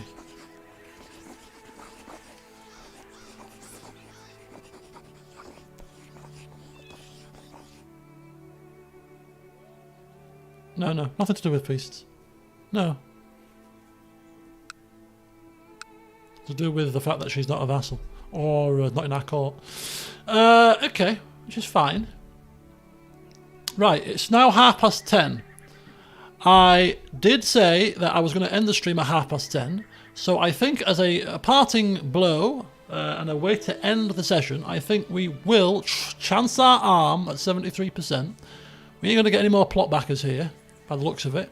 So it's better than nothing. So one backer, the bearer of pre-pod. So, you know, good old Morgan is up there, striding up, unfurls the parchment to read off the list of our exploits and, you know, 101 reasons why we're a better Castellan than this other fella we were so unceremoniously punted at. You know, the fact that we did not abandon our post, the fact that we were organising things when we were sieged by the Tyroshi and keeping morale and spirits high and all that stuff. And, you know, Robert saw fit to give us Amber in the first place, and, you know, we played a pivotal role in the unifying of Griffin's Roost in the rebellion, you know, after Robert got the throne, and even during the rebellion itself, you know, being responsible for taking down the dastardly John Connor. I mean, the list goes on. Come on. And then there's Master of Peapod behind, just nodding. Yeah, that's right. Yeah. Who is this guy? Says Morgan. Who is he? Follow me around like a bloody lap. Who is he? Bog off, man. So let's demand position and see what Renly says. Now, this is a testament to Renly. I mean, we should have probably waited till Renly was 16, to be fair, because he's actually still in Regency, technically speaking. And we could sway him as well after he reaches 16 as well, to make him potentially like us a bit more, which may help our chances. So we could have been a bit premature here, but it's timing of the session and all that, so maybe a spot of impatience from our Lord Topcliffe here, but he's convinced his exploits are more than enough. Even Master Marwyn, the regent, will see fit to advise Renly wisely in this position for this decision. Anyway, everybody's going back home. Everyone had a great feast. Did they? We almost had a brawl between our two bodyguards. Could you imagine the drama? Tables upturned. Woohoo! Yes! And Morgan worked his magic. Indeed he did. He spoke truly, but spoke passionately with great gusto, and has made Renly and Regent see the error of the previous Regent's ways, and we have now become once again the Castellan of the Stormlands. I knew he'd see reason. Ah, yes, justice. Oh, and what a way to end, indeed, Nagisa. What a way to end. We shall indeed end the session there. Ah, God. This game, I mean, I haven't played it for a while, and I've just forgot. I know it's obviously got the Game of Thrones mod installed as well, which makes it even better, but I mean, I've just forgotten just how so much fun this game is. This random storytelling affair that just absolutely just throws up so many good things. So here we are, we're back where we started, but at least we're not under siege by Tyroshi slavers. That's the main thing. And now that we're back on the Council of the Stormlands, we can start to thread in some more political shenanigans, hopefully. So there we go. Exactly. How much fun you can have as a lord of one minor county. You know, exactly. You don't have to be a bigwig to have so much fun. It's very true. It's very true. So, yes, we are still here. Still Lord of Amberley. We have a fat wife. She's given us 2 children.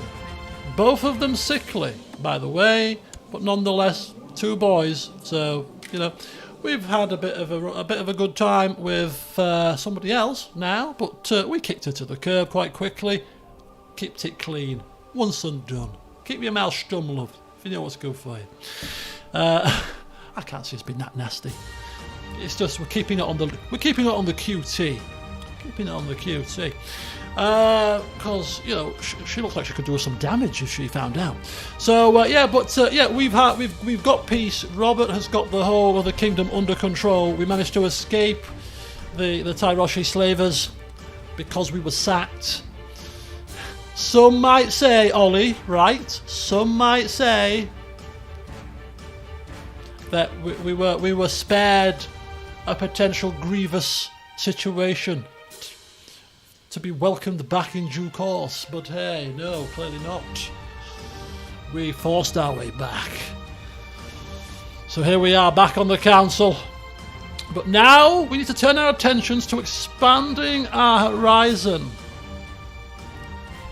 Because the Rainwood clearly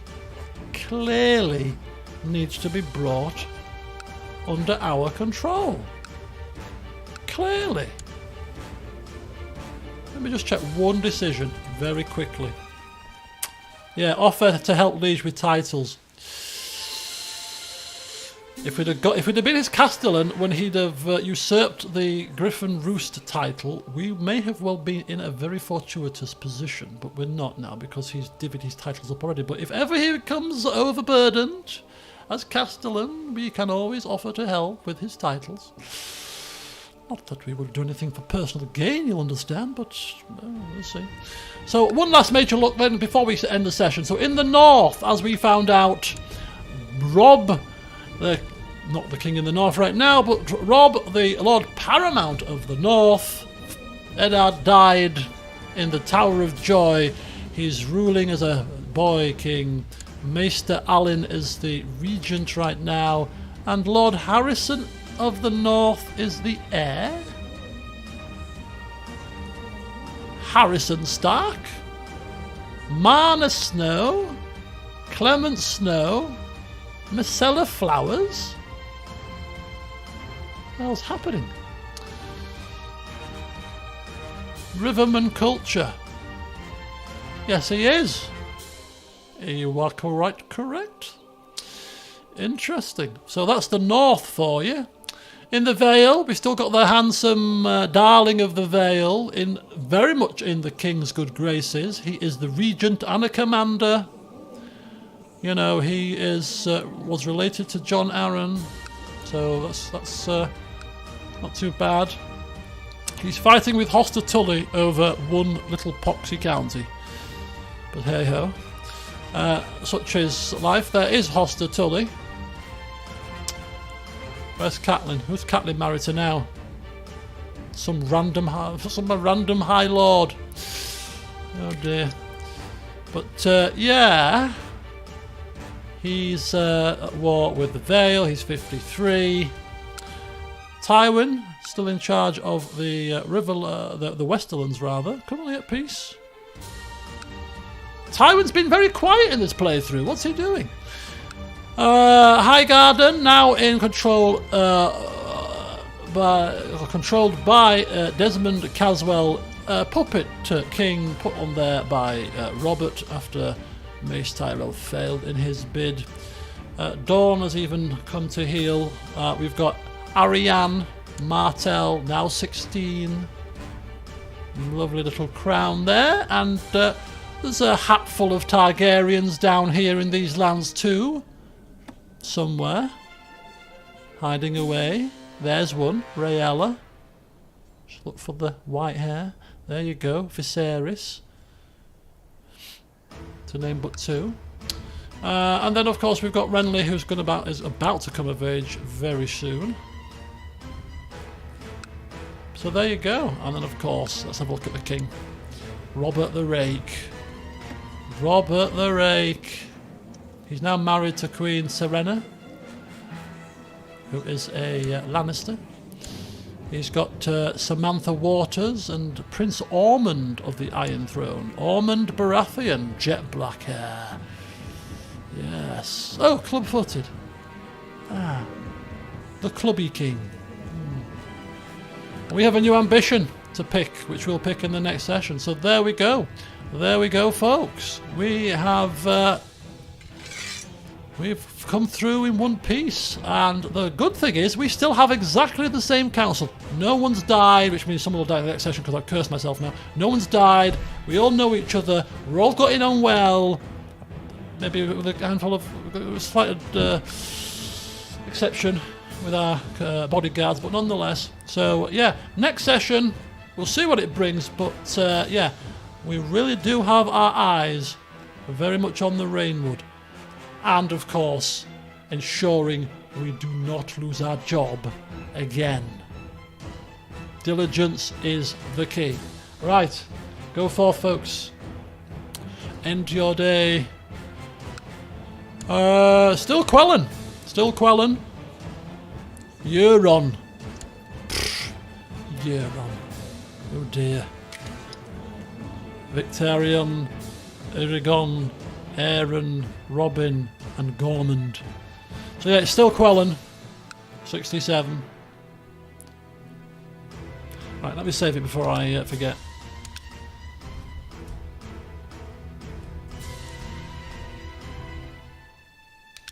There we go. Excellent. So, thank you for joining me, folks, this evening. Hope you had fun. I certainly did. And we'll see what the game throws at us next. So yeah, next stream will be on Wednesday. I don't have any plans on Wednesday. I was too slow to respond to the football chat, so I've missed out on playing on Wednesday, which is not a bad thing because my knees give me some jip, so I can do with the rest. So as I said, it's going to be either F1 or what's the other game called? Mortuary Assistant. We'll see how I feel on the day. But yeah, tomorrow some F1 recorded stuff coming your way. But anyway, enjoy the rest of your evening, afternoons, mornings, wherever you are. And until next time. And don't forget, if you've got any ideas for our words, feel free to shout them out or put them in the Discord or whatever. We'll get some words eventually. Until next time. See you soon.